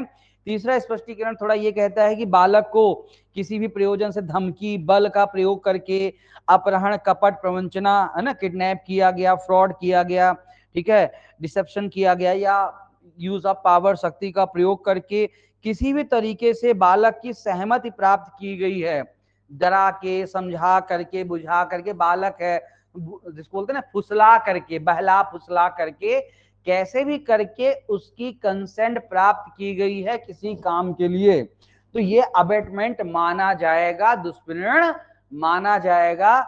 यहाँ पे ये बचाव नहीं, क्योंकि एक चीज, एक बात ध्यान रखना कि बालकों के संबंध में जैसे बहुत सारे किडनैपिंग में पड़ा है, स्ट्रिक्ट लायबिलिटी रूल अप्लीकेबल होता है, तो भले ही सामने वाले का इंटेंशन भी नहीं होता तो भी दोषी माना जाता है, पता है ना। आपका किडनैपिंग एक ऐसा अपराध है, बालक की किडनैपिंग की, जिस जो एक तरह से आपका कठोर दायित्व का सिद्धांत लागू होता है, वहां पे मेंसरिया है कि नहीं है उससे कोई बहुत ज्यादा फर्क नहीं पड़ता है। क्लियर कहानी, सेक्शन याद है? 136, ठीक है। चलिए अब आते हैं अबेटमेंट के लिए दंड, तो सेम एज इट इज, यानी जिस अपराध का अबेटमेंट करता है उस अपराध के लिए जो पनिशमेंट बताया गया है वही दिया जाएगा। तो ये चीज यहाँ पे ध्यान में रखिएगा, ठीक है। नमस्कार नमस्कार।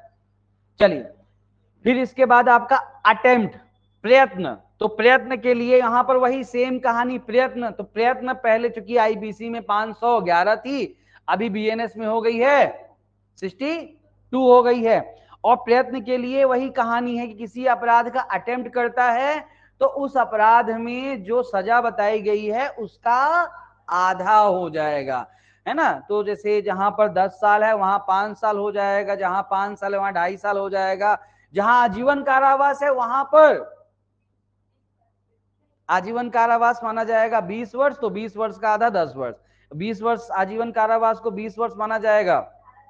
धारा 6 बीएनएस में जो है तो ये बताया गया है, फ्रिक्शन ऑफ पनिशमेंट, दंडों की भिन्ने वगैरह उसको इस तरह से डिफाइन किया गया है, ठीक है ना। तो ये इस प्रकार से आपको यहाँ पे ध्यान में रखिएगा। इन सेक्शंस में मैं बार बार कह रहा हूँ इनके हेडिंग ध्यान रखना, इनके हेडिंग में एमसीक्यू बनता है, तो इसमें और ज्यादा 16 में मतलब अबेटमेंट कहाँ बताया गया है, दंड कहाँ बताया गया है, और आपका अटेम्प्ट के लिए, ठीक है। तो ये चीजें यहाँ पे ध्यान में रखिएगा, ओके। चलिए भैया अब करते हैं, अब देखो ये मैंने आपका चैप्टर 4 तक यानी कि इसका सब्सटेंटिव पार्ट मैंने बता दिया। अब हम चलते हैं इसके प्रोसीजरल पार्ट की ओर, प्रोसीजरल पार्ट की ओर, समझ में आ रहा है?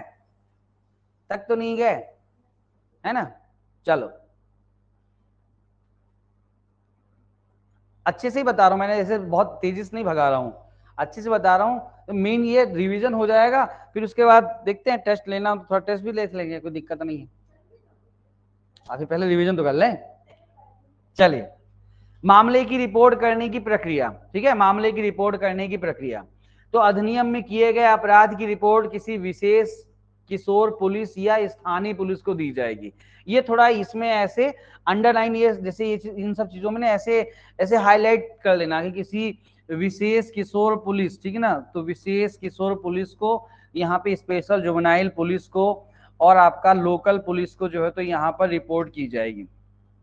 एक तो ये कहता है, दूसरा है कि ऐसी प्राप्त रिपोर्ट बालक को सरल भाषा में लिखित की जाकर उसको समझाई जाएगी। तो अब जैसे वही है कि अब रिपोर्ट लिखा रहा है, अब ये जो धारा 19 है ना, ये बिल्कुल प्रोविजन लाइक है एफआईआर। ये क्या है, ये आप इसको ऐसे थोड़ा सा याद करने के लिए लिख सकते हो कि जैसे आप लोग एफआईआर लिखवाते हो ना, एफआईआर, एफआईआर बीएनएसएस में कहाँ बताया गया एफआईआर 173 अभी है, पहले आई, पहले सीआरपीसी में कहा था 154 में, ठीक है। तो देखा जाए तो ये सीआरपीसी आपका 154 और आपका बीएनएसएस जो है तो 173 के जैसी ही जो है तो ये यहाँ पर बताया गया है कि ये हमारी आई कि देखो हमारे साथ गलत किया गया है, और वहां पे जो है तो पुलिस वाली जो अब आंटी हैं वो रिपोर्ट लिख रही है, ठीक है। चलिए तो ये यहाँ पे सरल भाषा में लिखकर उसको समझाई जाएगी, और यदि समझने में असमर्थ है तो किसी अनुवादक या दुभाषिया, कोई भी इंटरप्रेटर या कह सकते हो कि ट्रांसलेटर इंटरप्रेटर के माध्यम से उसको समझाया जाएगा, ताकि बच्चा सब समझ जाए कि हाँ भैया मैंने सही जानकारी दिया है। और उसके बाद जो है तो ये पूरी प्रक्रिया यहाँ पे तो लंबी चौड़ी प्रक्रिया वहां पे लिखी है, मैंने समराइज्ड करके आपको वहां पे बता दिया। इसके बाद अगली कहानी इसी में है कि अगला की विशेष पुलिस और स्थानीय पुलिस को लगता है कि बालक को, अब जैसे रिपोर्ट लिखा है और उसको लगता है कि बालक को किसी संरक्षण प्रोटेक्शन की जरूरत है, देखभाल की जरूरत है, तो फिर उसकी रिपोर्ट लिख के 24 घंटे के, रिपोर्ट लिखने के विदिन 24 आवर 24 घंटे के अंदर उसको बढ़िया किसी संरक्षण देखभाल की पूरी व्यवस्था करेगा, तुरंत इमीडिएट उसके लिए व्यवस्था करेगा ताकि उसको अच्छे से प्रोटेक्शन दिया जा सके। ठीक है, और यहाँ पर प्रोटेक्शन दे दिया, और दूसरा प्रयास ये किया जाएगा कि 24 आवर के भीतर बालक को बाल कल्याण समिति या विशेष न्यायालय या सेशन न्यायालय की रिपोर्ट करेगी। तो ये इंपॉर्टेंट पॉइंट्स यहाँ पे ध्यान रखना। तो 24 आवर के अंदर क्या क्या करना पड़ेगा पुलिस को?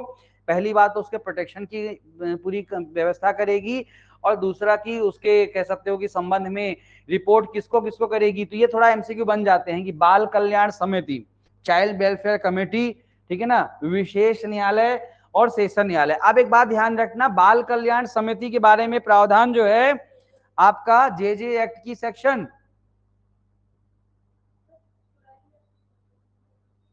कोई बता देगा जेजे एक्ट की सेक्शन कौन सी बताई गई है? आपकी जो एक वो बनती है धारा 27 है ना?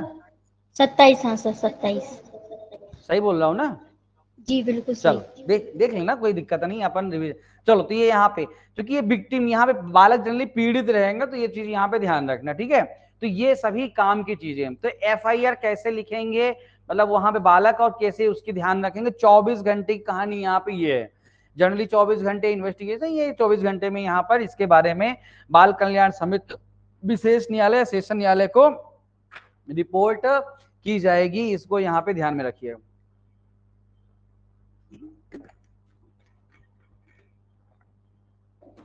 इसके बाद आप आते हैं धारा 20।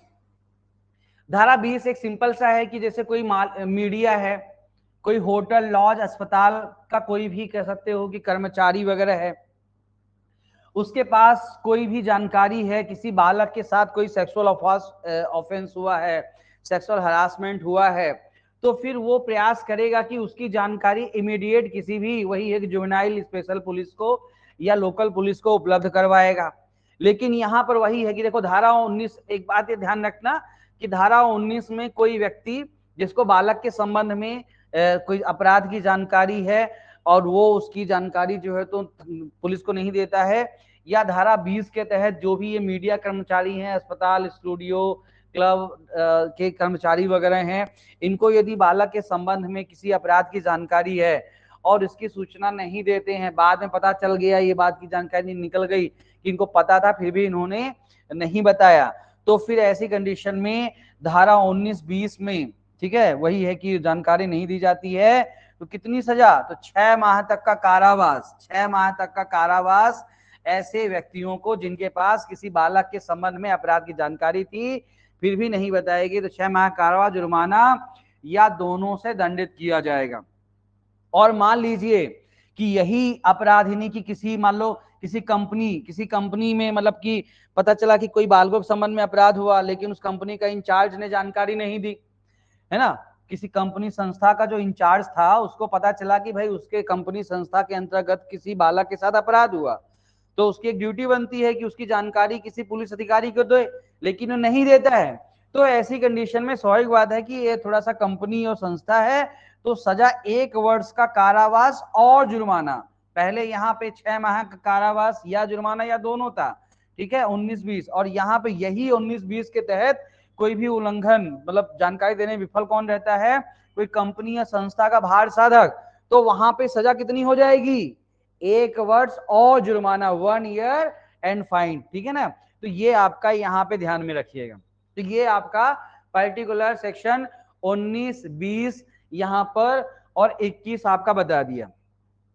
अब जैसे मान लो कि कोई झूठी रिपोर्ट देता है, कोई झूठी रिपोर्ट, होते हैं कुछ लोग झूठी रिपोर्ट देते हैं, तो कोई भाई झूठी रिपोर्ट दे रहा है तो मिथ्या परिवाद या मिथ्या सूचना दे रहा है, धारा 3, 4, 5, 7, मतलब 3, 5, 7, 9 के अधीन किसी अपराध के संबंध में कोई झूठी रिपोर्ट या किसी को डराने धमकाने के लिए कि तेरे को फंसा देंगे मानहानि में, ना ऐसा कर देंगे, ना वैसा कर देंगे, फलाना कर देंगे, ढिमका कर देंगे, तो फिर ऐसी कंडीशन में जो है तो झूठा केस लगा देंगे, झूठी सूचना दे देंगे, 6 माह कारावास या जुर्माना या दोनों।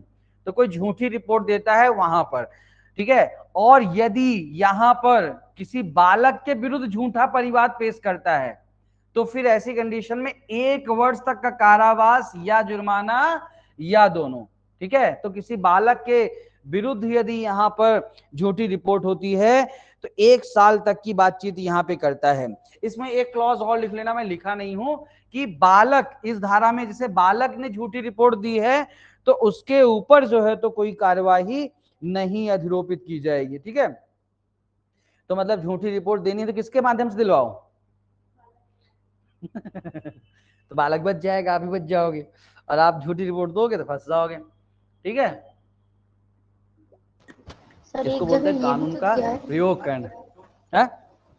सर, अगर बालक रिपोर्ट करता है तो मतलब अगर कोई बालक के विरुद्ध रिपोर्ट करता है तो अभिलिखित नहीं, मतलब उसके ऊपर कोई केस नहीं होगा, ये भी तो कहा गया था। हाँ, बालक के ऊपर कोई केस नहीं होगा ना, बालक है, बच्चा है तो बच्चा है, चलो जाओ, जाने दो, बच्चा है, क्या करें? तो बच्चा है कि उसका फायदा मिल जाएगा। ठीक है, चलिए वापस आते हैं, मुद्दे की बात करते हैं। ठीक है, तो ये आपका सेक्शन 22 यहाँ पे कहता है, क्लियर कहानी। 23 आते हैं अब मीडिया के लिए, प्रोसीजर ऑफ मीडिया। तो मीडिया के लिए थोड़ा सा एक ड्यूटी दे रखी है, वही थोड़ा सा कि उसकी जानकारी को डिस्क्लोज नहीं करेगा। ये जो आपका सेक्शन 23 है, ये बीएनएस से किस धारा की जैसी है, बताओ जल्दी से।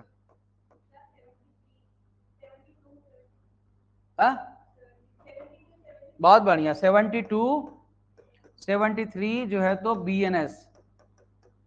ठीक है ना, तो कुल मिलाकर के बालक के संबंध में कोई मीडिया, कोई मतलब बालक के मतलब फोटो को प्रकाशित नहीं करेगा, कोई टीका टिप्पणी वगैरह नहीं करेगा जिससे उसकी जो गोपनीयता, उसकी जो प्राइवेसी है, वो उसकी पहचान है, किसी प्रकार से डिस्क्लोज होती है। लेकिन कोई व्यक्ति ऐसा करता है तो उसको न्यूनतम 6 माह कारावास, अधिकतम 1 वर्ष कारावास, ठीक है, या जुर्माना से दंडित यहाँ पर किया जाएगा। ये थोड़ा दंड एक जैसे, थोड़ा ध्यान रखना, 1-2 बार पढ़ोगे ना इनको ऐसे तो याद हो जाएगा, कठिन नहीं है, ऐसे 1-2 बार आसपास लिख लोगे याद हो जाएगा, कठिन नहीं है, यहाँ पे ध्यान रखिएगा। तो सर ये है आपका 73 में, सर 73 हाँ में ये सब दंड विच्छेद या कार्य जो किसी स्त्री की लज्जा का अनादर करने के लिए, यही है ना सर? हाँ हाँ, वही है ना कि वहां पे 73 है ना, क्या है, न्यायालय के द्वारा सर 7, ऐसे देखा जाए 72 लिख लो, 72। हाँ 72 है 72 वो लिख सर। लो, हाँ 72 लिख लो, ठीक है, 72 लिख लो, ठीक है ना, खुश। और बताएं, आगे बढ़े, चलो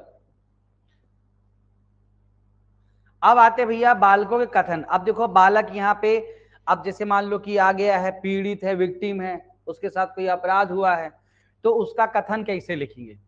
तो अब देखो बालक के साथ, जिसके साथ अपराध हुआ है, तो स्वाभाविक बात है, एक सिंपल सा है कि चूंकि यहाँ पर अधिकांश सेक्सुअल ऑफेंस है और कोई भी अपराध हो, जनरली वहां पर जो शुरुआती स्टेटमेंट और मेडिकल रिपोर्ट होती इंपॉर्टेंट होती हैं। सेक्सुअल ऑफेंस में शुरुआती जो स्टेटमेंट होते हैं, मेडिकल रिपोर्ट होते हैं, बहुत इंपॉर्टेंट होते हैं। तो और भी बच्चा है, बालक है, कम एज है, यानी 18 साल से कम एज है, तो थोड़ा उसके साथ विशेष वरीयता थोड़ा सा रहेगा। तो यहाँ पर देखो सिंपल सा है कि कथन उसको करना, तो यहाँ पे कौन कौन कथन यहाँ पर लिखेगा? तो यहाँ पर कह सकते हो कि पुलिस अधिकारी यदि किसी बच्चे का कथन लिखेगा तो पुलिस अधिकारी किन बातों का ध्यान रखेगा, मजिस्ट्रेट यदि कथन लिखेगा तो मजिस्ट्रेट किन बातों का ध्यान रखेगा, और कथन लिखते समय और भी कौन सी बातें हैं जो अपने को ध्यान रखनी है, अतिरिक्त प्रोविजन, और इसके साथ उसका मेडिकल जो एग्जामिनेशन है वो कैसे करेंगे। तो धारा 24, 25, 26 3 कथन को लिखने के संबंध में है, और धारा 27 जो है तो मेडिकल एग्जामिनेशन के संबंध में है। तो इसको आप ऐसे समझ लेना, ठीक है ना। माइक बंद कर लेना। धारा 24 अब सिंपल सा है कि पुलिस अधिकारी, तो पहली बात की बालक का कथन उसके घर या पसंद की जगह पे, मतलब बच्चा जहां कहे हमको पसंद है जगह, वहां पे वो आइसक्रीम वाली दुकान है, बोले मैं वहां पे अपनी बात बोलूंगा, मान लो फिर हंसी मजाक बोल दिए, ठीक है, या घर में जहां कंफर्टेबल, कहने का मतलब जहां बच्चा कंफर्टेबल है। सब इंस्पेक्टर की रैंक, यानी कि सब इंस्पेक्टर या उसके ऊपर की रैंक की कोई महिला पुलिस अधिकारी के द्वारा उसका जो स्टेटमेंट है वो लिखा जाएगा। अब देखो देखो इन जनरल सेक्सुअल ऑफेंसेस में जनरली ठीक है लड़का लड़की दोनों शामिल होते हैं, पर लड़कियों के संबंध में अपराध ज्यादा आते हैं। तो कोई भी हो वहां पे महिला पुलिस ऑफिसर दोनों को भी प्रॉपर तरीके से टैकल कर सकती है। तो ये चीज यहाँ पे ध्यान में रखिएगा प्रॉपर तरीके से। और प्रैक्टिकली मुझे सबसे खतरनाक महिला पुलिस अधिकारी लगती है। चलिए, तो बालक के कथन को लिखित करते समय पुलिस अधिकारी वर्दी में नहीं होंगे, वर्दी में नहीं होंगे, थोड़ा वर्दी उल्दी देख के बच्चा डर और नहीं जाए, और किसी समय जो है तो अभियुक्त प्रयास करेंगे कि अभियुक्त और उसका पीड़ित का आमना सामना ना हो, तो ये चीजें यहाँ पे ध्यान में रखिएगा। रात में किसी बालक को पुलिस स्टेशन में नहीं रखा जाएगा और बालक की पहचान मीडिया में प्रकट नहीं की जाएगी। तो सिंपल सिंपल तरीके यहाँ पर बताए गए हैं कि सब इंस्पेक्टर या उसके ऊपर की रैंक की महिला पुलिस अधिकारी के द्वारा कथन लिखना, कथन लिखने के दौरान जो है तो एक सादी वर्दी में होना है ना, एक मतलब की जो पुलिस की वर्दी होता है वो नहीं पहनना, ठीक है। और यहाँ पर कह सकते हो कि बालक की परीक्षा करते समय किसी भी प्रकार से अभियुक्त का संपर्क ना हो जाए, इस बात का ध्यान रखना, और रात में किसी बालक को पुलिस थाने में नहीं रखना और बालक की पहचान मीडिया में प्रकट नहीं करना। यही सब सिंपल सी बातें यहाँ पर लिखी हैं, केवल वो सब इंस्पेक्टर की रैंक भर वो पॉइंट थोड़ा सा ध्यान रखना, बाकी तो चीजें ऐसी हैं कि सिंपल सी है, 2-4 बार पढ़ोगे तो याद हो जाएंगे। मजिस्ट्रेट, अब मजिस्ट्रेट जो है तो कथन लिखता है तो वही सेम कहानी, पहले सीआरपीसी में धारा जो है तो 164 में था, अभी बीएनएसएस में कौन सी धारा हो गई है, 183। तो मजिस्ट्रेट जो कथन लिखेगा तो मजिस्ट्रेट उसके द्वारा जैसा बोला गया है वैसे ही लिखेगा, ठीक है। जैसा बच्चा बोलेगा कि साहब यही है आदमी जिसने अपराध किया है, तो एज इट इज उसके शब्दों में करेगा, ठीक है। कई बार अच्छी फोटो मिल जाती है, यही व्यक्ति है, उंगली उठा रहा है, और साथ में जो है तो इसके पापा जी भी रहेंगे, पापा बेचारे देखो बाल झड़ गए हैं, तो उसके साथ में बालक का माता पिता या प्रतिनिधि भी जो है तो मतलब उनके सॉरी उसकी वो सब आगे उसमें लिखा है, सॉरी वो आगे लिखा, मैंने यही बता दिया, तो उसकी प्रतिलिपि यहाँ पे प्रदान करेगा। ये नीचे लिखा है 26 में कि मजिस्ट्रेट पुलिस अधिकारी द्वारा माता पिता की उपस्थिति में कथन लिखना, शारीरिक मानसिक रूप से बालक का कथन लिखते समय विशेष शिक्षक की मदद लेना, ऑडियो वीडियो माध्यम से कथन यहाँ पर लिखा जाएगा। तो ये सिंपल सी बातचीत यहाँ पे कहता है। तो पुलिस अधिकारी कैसे लिखेगा, मजिस्ट्रेट कैसे लिखेगा, ठीक है। और इसके बाद जो है तो आपका माता पिता उपस्थित रहेंगे, धारा 26। 27 में है कि बालक का मेडिकल एग्जामिनेशन, स्वाभाविक बात है कि इसका जो मेडिकल एग्जामिनेशन है और इसका जो मेडिकल एग्जामिनेशन है सीआरपीसी धारा 164A और बीएनएसएस की 184 के तहत है ना, वहां पे बताया गया है कि किस प्रकार से किसी रेप विक्टिम का, तो अभी वही है कि रेप ही मैंने बताया गया, अधिकांश सेक्सुअल ऑफेंस मतलब रेप जैसे अपराधी हैं, तो यहाँ पर वही आपका वही कि सीआरपीसी की 164A और अभी बीएनएसएस की 184 के तहत जो है तो यहाँ पर उसका मेडिकल एग्जामिनेशन किया जाएगा। और यहाँ पे बालक का मेडिकल एग्जामिनेशन माता पिता या अन्य व्यक्तियों के उपस्थिति में ही किया जाएगा, इस बात को भी यहाँ पे ध्यान रखना है। और यदि पीड़ित कोई बालिका है यानी गर्ल चाइल्ड है तो फिर प्रयास किया जाएगा कि ये मेडिकल एग्जामिनेशन किसी महिला डॉक्टर के द्वारा ही किया जाएगा, इस बात को यहाँ पर ध्यान में रखिएगा प्रॉपर तरीके से। तो ये आपका अगला पॉइंट यहाँ पे कहता है, क्लियर। तो ये समझ में आ गया। तो 24 में पुलिस अधिकारियों द्वारा कथन कैसे लिखा जाएगा, प्रक्रिया बताई गई है। 25 में मजिस्ट्रेट कैसे कथन लिखेगा, प्रक्रिया बताई गई है, सेम आपका बीएनएसएस 183। और 26 में जो है तो बताया गया है कि इस दौरान जो है तो माता पिता रहेंगे। और 27 में मेडिकल एग्जामिनेशन जो बीएनएसएस की धारा 184 के तहत और सीआरपीसी की धारा 164A के तहत किया जाएगा, ठीक है। तो ये हमने देख लिया, चलो कथन लिख लिए। अब देखो, अब यहाँ पे आते हैं कि अब ये थोड़ा सा क्या है कि अभी कथन वथन शुरुआती इन्वेस्टिगेशन हो गया, कथन वथन लिख रहे हैं। अब क्या करना है कि अब इसको ट्रायल करना है, तो ट्रायल कहाँ होगा, स्पेशल कोर्ट होगा। ट्रायल में स्पेशल कोर्ट के साथ स्पेशल जो है तो पब्लिक प्रोसिक्यूटर भी होगा, वो सब कहानी अभी बोल रहा है। तो फिर पहले उनकी स्थापना कर लेते हैं, कितना सीक्वेंस से बताया, मतलब ये इसको कुछ भी छेड़ने की जरूरत नहीं है, इतना सीक्वेंस से बताया गया कि बच्चा रिपोर्ट कैसे, रिपोर्ट के संबंध में फिर कथन कैसे लिखेंगे। अब पहले ट्रायल कहाँ होगा उसके बारे में बातचीत कर देता है। तो यहाँ पर अध्याय 7 विशेष न्यायालय है ना, 28 से 32। तो यहाँ पे देखो, तो यहाँ पे आपका कह सकते हो ऐसे ध्यान रखना कि विशेष न्यायालय 28 कहता है कि कौन होगा विशेष न्यायालय। प्रिजम्पशन उपधारणा के बारे में बातचीत करेंगे 29-30। फिर वहां पे सीआरपीसी ही लागू होगी 31 और विशेष लोक अभियोजक 32। तो ऐसे यहाँ पे बता दिया, ठीक है। अब यहाँ पे मामला स्पीडी घड़ी मैंने बना दी ताकि जल्दी जल्दी मामला निपटाना है भैया। तो यहाँ पर 28 कहता है कि विशेष न्यायालय की स्थापना किस लिए होगी, स्पीडी ट्रायल के लिए भैया। जल्दी जल्दी जल्दी जल्दी राज्य सरकार जो है तो हाई कोर्ट के चीफ जस्टिस से परामर्श करने के बाद किसी सेशन न्यायालय को स्पेशल कोर्ट के रूप में स्टेब्लिश करेगी। तो कोर्ट ऑफ सेशन ही होगा जो है तो स्पेशल कोर्ट, ठीक है ना। तो court of session he special court होगा। और परंतु किसी सेशन न्यायालय को इसमें बालक अधिकार संरक्षण आयोग 2005 के तहत विधि के तहत विशेष न्यायालय बताया गया, ऐसा न्यायालय विशेष न्यायालय समझा जाएगा। तो जहां पर यदि मान लो पहले से ही बालक अधिकार संरक्षण आयोग अधिनियम इंग्लिश में देखोगे तो यहाँ पर आपका commission of the protection the child right act 2005 के तहत यदि किसी भी न्यायालय को स्पेशल कोर्ट के तौर पर स्टैब्लिश कर दिया गया है तो वही विशेष न्यायालय कहलाएगा। और जहां पे नहीं किया गया है वहां पर कोर्ट ऑफ सेशन ही क्या होगा, विशेष न्यायालय होगा। इस बात को ध्यान रखिएगा। विशेष न्यायालय की स्थापना क्यों की जाएगी, स्पीडी ट्रायल के लिए, शीघ्र विचारण के लिए। किसके परामर्श से की जाएगी, राज्य के जो है तो हाई कोर्ट के मतलब वही चीफ जस्टिस के परामर्श से किसी सेशन न्यायालय को कौन करेगा, राज्य सरकार करेगी। तो राज्य सरकार हाई कोर्ट के चीफ जस्टिस से परामर्श से किसी सेशन न्यायालय को विशेष न्यायालय के रूप में स्टैब्लिश कर सकेगी, या यदि कहीं पर बालक अधिकार संरक्षण आयोग अधिनियम 2005 के तहत कोई भी न्यायालय स्टैब्लिश है उसको विशेष न्यायालय समझा जाएगा। ठीक है, विशेष न्यायालय। अब विशेष न्यायालय क्या केवल इसी अपराध के तहत जो है तो मतलब इसी अधिनियम के तहत अपराधों का विचारण करेगा? तो इसका उत्तर यहाँ पे लिखा है कि भैया देखो कि विचारण के दौरान अभियुक्त पर अधिरोपित किसी अन्य अधिनियम के तहत भी अपराधों का विचारण कर सकता है।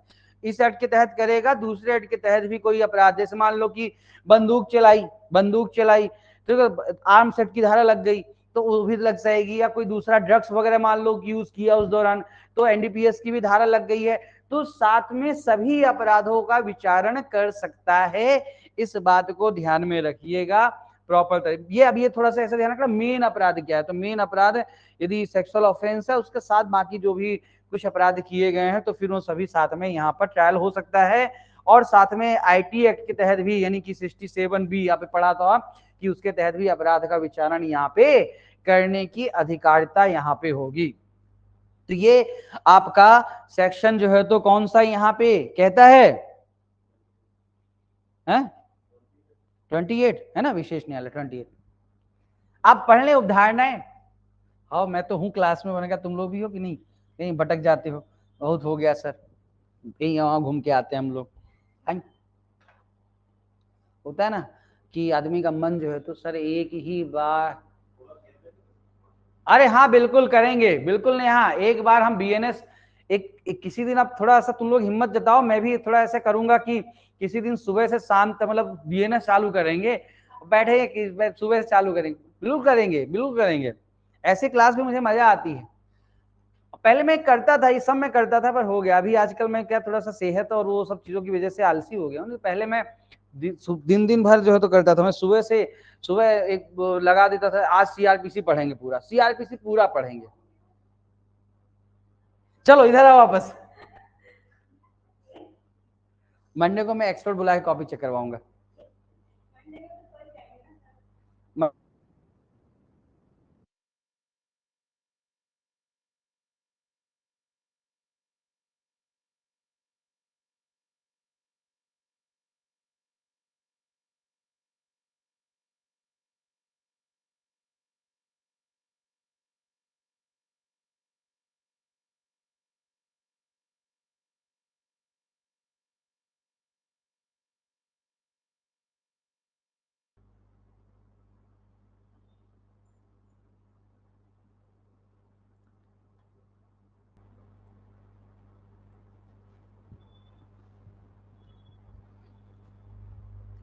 चलो तो यहां पर बात को आगे बढ़ाते हैं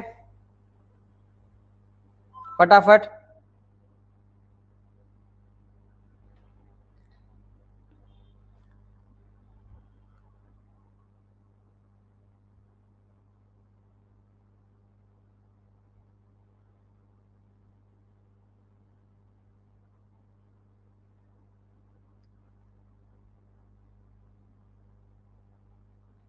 अरे यार मत परेशान करो भाई।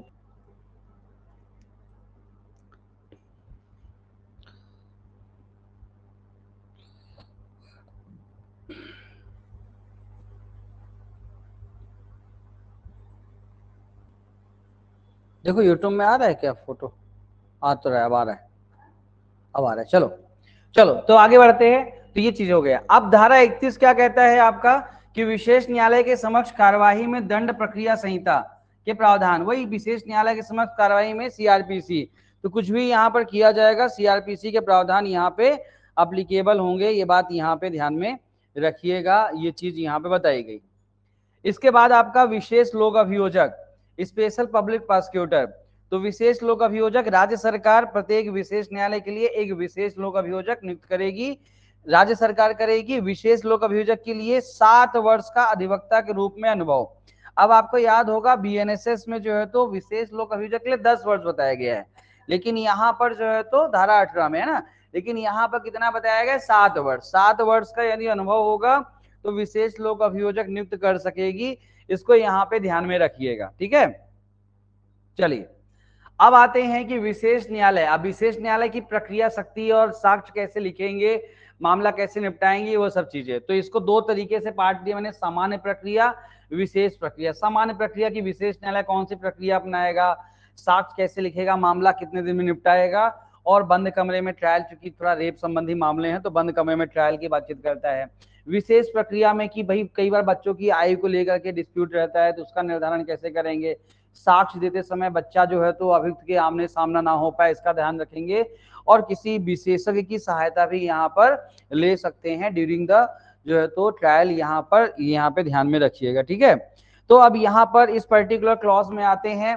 तो यहाँ पर देखिए आपका पहला सेक्शन 33 की विशेष न्यायालय। अब देखो यहाँ पर एक एक पॉइंट्स यहाँ पे देखा जाए तो इस धारा की जो है तो आपका एमसीक्यू वाली बातचीत करता है, तो ऐसा पॉइंट वाइज लिख रखा है, आपको ऐसे पढ़ते चलोगे याद होता चला गया, ठीक है ना।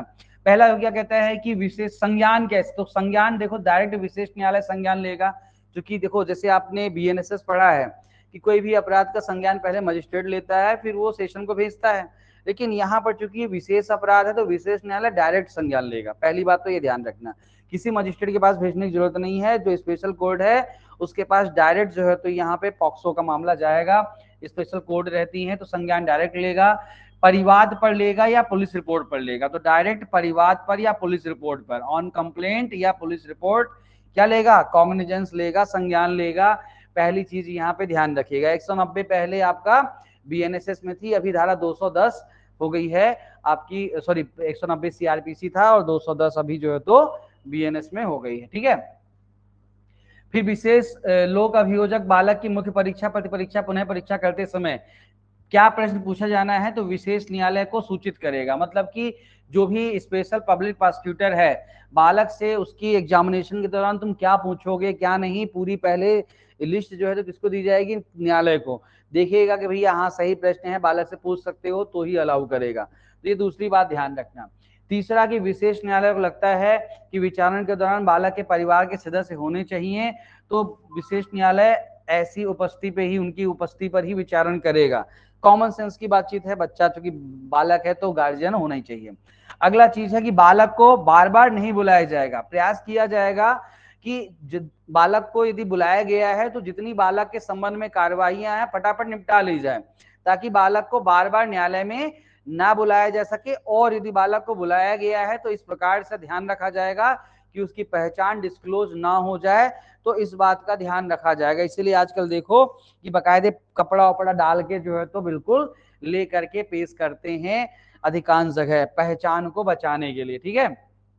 ओके, तो ये चीज यहाँ पे ध्यान में रखिएगा। विशेष न्यायालय पिक्चर में देख रहा था जॉली एलएलबी, तो उसमें वही है ना कि बोलता है अरे यार वो मैंने 4 जो है तो आतंकवादी बोल दिए हैं और तो उसमें 3 ही हो, एक पता नहीं क्या ऐसा कुछ था। तो अरशद वारसी बोलता है कि भाई तू यार भाई तैयार होके आ जाए यार, तू मुंह में तो कपड़ा डाला रहेगा पहचानेगा तेली अरे यार भाई सब। तो ये दिखाया है कि होता वकीलों की ऐसी हालत खराब रहती है, चलो यार भैया पैसा मिल रहा है ना, आतंकवादी बन जाते हैं तो आतंकवादी बन के बैठ गया साथ में और फोटो वोटो खिंच गई उसके बाद। तो वही कई बार ऐसा कि ये देखो हंसी मजाक की बातचीत है, लेकिन वही ना कि तुम बिल्कुल कपड़ा पहना, उसको ऊपर से मुंह ढक दिया है, मुंह ढक के उसको ले गए। अब वो आके सच में अंदर कौन व्यक्ति है कौन नहीं है वो क्या पता है, कैसे किसी 4 को पकड़ के ले आया ऐसा बता रहे हैं। चलिए, तो ये चीजें यहाँ पे ध्यान में रखिएगा कि बालक के यहाँ पे तो यही सब चीजें कहता है। फिर वो बार बार नहीं बुलाया जाएगा, पहचान फिर अगला है विशेष न्याय दंड के अतिरिक्त बालक के होने वाले किसी भी शारीरिक मानसिक क्षतिपूर्ति के लिए प्रतिकर भी प्रदान करेगा। तो दंड तो देगा ही अपराध के लिए अपराधी को, लेकिन प्रतिकर भी यहाँ पे प्रदान करेगा, तो इस बात को ध्यान रखिएगा। और विशेष न्यायालय की ये लास्ट पॉइंट की वही शक्तियां होंगी जो सेशन न्यायालय की होती हैं। तो विशेष न्यायालय बराबर सेशन न्यायालय मैंने बता ही दिया। तो कोर्ट ऑफ सेशन की सभी शक्तियां होंगी और सेशन न्यायालय द्वारा अपनाई जाने वाली प्रक्रिया को अपनाएगा। तो सिंपल से मैंने जो काम के पॉइंट्स है यहाँ पर लिख दिया। अब आते हैं धारा 35। धारा 35 ये आईएमपी है, इसमें एमसीक्यू बनने की ज्यादा संभावना है कि साक्ष्य, तो यहाँ पर बालक के साक्ष्य को अपराध का संज्ञान लिए जाने से 30 दिन के भीतर लिखेगा। तो बच्चे का साक्ष्य कितने दिन के भीतर लिखेगा? संज्ञान लिए जाने के 30 दिन के भीतर बच्चे का साक्ष्य यहाँ पर लिखेगा, ये चीज यहाँ पे कहता है। तो बालक का साक्ष्य जो है तो संज्ञान लिए जाने के 30 दिन के भीतर और 1 वर्ष के भीतर विचारण पूरा करेगा। तो 30 दिन के भीतर बालक का साक्ष्य लेगा और संज्ञान लिए जाने की तारीख से विशेष न्यायालय 1 वर्ष के भीतर ट्रायल पूरा करेगा, इसको ध्यान रखिएगा। और लास्ट में है कि बंद कमरे में सुनवाई, कि ट्रायल इन कैमरा, यानी कि विचारण कमरे में वही है कि करेगा, और वही है कि सीआरपीसी 284 के तहत वही कमीशन वगैरह निकाल सकेगा। तो बंद कमरे में सुनवाई करेगा माता पिता की उपस्थिति में, और यदि आवश्यकता पड़े किसी साक्षी का साक्ष्य लेने के लिए तो कमीशन भी निकाल सकता है। इस बात को ध्यान में रखिएगा। ये बातचीत जो है तो आपकी यहाँ पर बोली गई है इस पर्टिकुलर क्लॉज में, ठीक है। ओके, बात समझ में आ गई। अब आते हैं अगला, धारा 34 विशेष न्यायालय द्वारा आयु अवधारण की प्रक्रिया, ठीक है ना, procedure for determination of age by special court. तो देखो, बालक की आयु का निर्धारण किशोर न्याय अधिनियम के तहत यहाँ पर किया जाता है। किशोर न्याय अधिनियम में धारा बताई गई है, इसको बोलते हैं बोन ऑफिसिफिकेशन टेस्ट, ठीक है ना, हड्डी परीक्षण बोलते हैं। इसके द्वारा किसी बच्चे की आयु का निर्धारण किया जाता है। एक तो बेसिक होता है ना, उसमें धारा बताया गया है। एक तो तरीका ये होता है कि भैया आयु का निर्धारण करना है, सबसे पहले क्या ले आओ भैया, स्कूल गया है, यदि मतलब जिस जन्म लिया है तो कोई बर्थ सर्टिफिकेट ले आओ, बर्थ सर्टिफिकेट नहीं मिल रहा है, स्कूल गया है तो स्कूल का एडमिशन वगैरह जो दिया है तो सर्टिफिकेट ले आओ, कुछ भी नहीं मिल रहा है तो फिर ये टेस्ट की बातचीत यहाँ पे करता है। हाँ सही 94 में बताया वहां पे। हाँ 94 आपका उसके कह सकते हो कि आपका बिल्कुल लिख सकते हो, इसमें साथ में जेजे एक्ट की 94 जो है तो साथ में आप लिख सकते हो, ठीक है। तो ये चीज यहाँ पे ध्यान में रखिएगा। फिर साक्ष्य देते समय बालक का अभियुक्त को ना दिखाना, तो यहाँ पे प्रयास किया जाएगा कि बालक अभियुक्त का आमना सामना ना हो, आवश्यक हो तो वीडियो कॉन्फ्रेंसिंग के माध्यम से जो है तो साक्ष्य अभिलिखित किया जाएगा। तो साक्ष्य के समय बालक अभियुक्त का आमना सामना ना हो, इस बात का पूरा ध्यान यहाँ पे रखा जाएगा। 36 तो 34 36 से विशेष प्रक्रिया है, और 37 की किसी दुभाषीय या एक्सपर्ट की सहायता भी यहाँ पर ली जा सकती है। ये आपका पॉइंट यहाँ पे कहता है, ध्यान में रखिएगा, ठीक है। लास्ट है आपका मिसलेनियस प्रोविजन, बचा कुचा मिसलेनियस। तो 39 विशेषज्ञ आदि की सहायता लेने के लिए बालक के लिए मार्ग निर्देश, तो मतलब बालक के लिए मार्ग निर्देश रहेगा, राज्य सरकार की बालक किसी भी एक्सपर्ट की सहायता ले सकती है। 39 जो है तो इतनी सी बातचीत आपकी कहती है मामले के दौरान, ठीक है। अगला है कि विधिक सहायता, धारा 40 कि बालक को अधिकार होगा अपनी पसंद के किसी वकील को विधिक काउंसिल से सहायता प्राप्त करने का। तो बालक को अपने पसंद के वकील या संवैधानिक वही प्रावधान बीएनएसएस में धारा 338(2) में यहाँ पर बताया गया है जो है तो ये चीज पहले सीआरपीसी में 301 में थी, यह चीज यहाँ पे ध्यान में रखिएगा। तो अपने पसंद के विधिक काउंसिल सहायता है? क्या है वहां पे?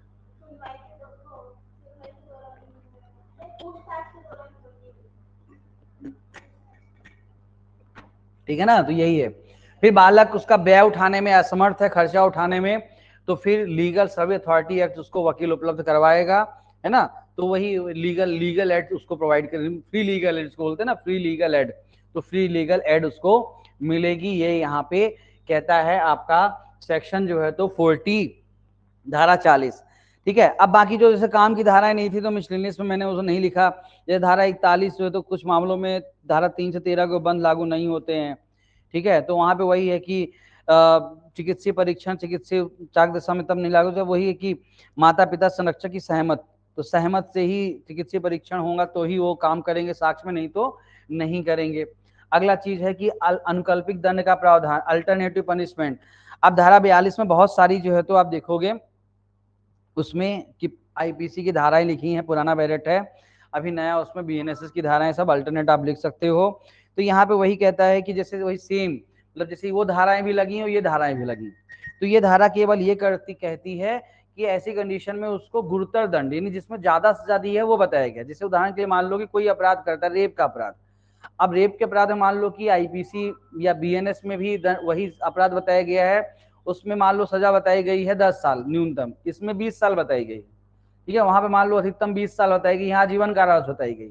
तो मतलब वही है कि जहां पे ज्यादा सजा बताई गई है वो सजा यहाँ पे अप्लीकेबल होगा। यही धारा 42 जो है तो कहती है, इसको यहाँ पे ध्यान रखिएगा। धारा 42 जो ए है, अधिनियम किसी अन्य विधि को डेरोगेट नहीं करेगा, अल्पीकृत नहीं करेगा, मतलब कि दूसरे अधिनियम के तहत भी यदि कोई अपराध बन रहा है, कोई सजा बन रही है, कोई दंड बन रहा है, तो उसके तहत भी उस पर्टिकुलर चीज को भी यहाँ पे अडॉप्ट कर लिया जाएगा। ये धारा 42 ए में कहता है। धारा 43, चूंकि लोक जागरूकता फैलाने का काम जो है तो केंद्र या राज्य सरकार मिलकर करेंगे ताकि बालकों के साथ जो है तो अपराधों को रोका जा सके, तो केंद्र या राज्य सरकार जो है तो लोक जागरूकता फैलाएंगे। इसके लिए वही है कि radio, television, media, print media आदि के माध्यम से चीजों को फैलाएंगे ताकि बालकों के विरुद्ध अपराधों को रोका जा सके। इस अधिनियम के क्रियान्वयन के मॉनिटरिंग के लिए बालक का अधिकार, मतलब मॉनिटरिंग करेगा, कौन करेगा मॉनिटरिंग, तो यहाँ पे राष्ट्रीय आयोग और राज्य आयोग, जो बालक अधिकार संरक्षण के लिए राष्ट्रीय आयोग या राज्य आयोग बने हैं, तो वो जितने भी अधिनियम के क्रियान्वयन की सही तरीके से अधिनियम लागू हो रहा है कि नहीं लागू हो रहा है, तो इसके लिए वो मॉनिटरिंग करेंगे। इस बात को यहाँ पे ध्यान रखिएगा। 44, 45 जो है तो नियम बनाने की केंद्र सरकार की शक्ति बोलती है, और केंद्र सरकार जो है तो 2 वर्ष के अंदर कठिनाइयों को दूर करेगा।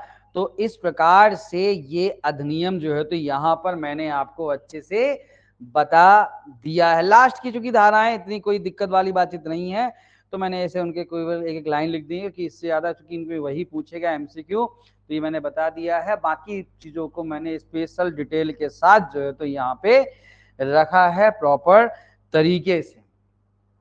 उम्मीद करता हूं कि अच्छे से समझ में आ गया होगा।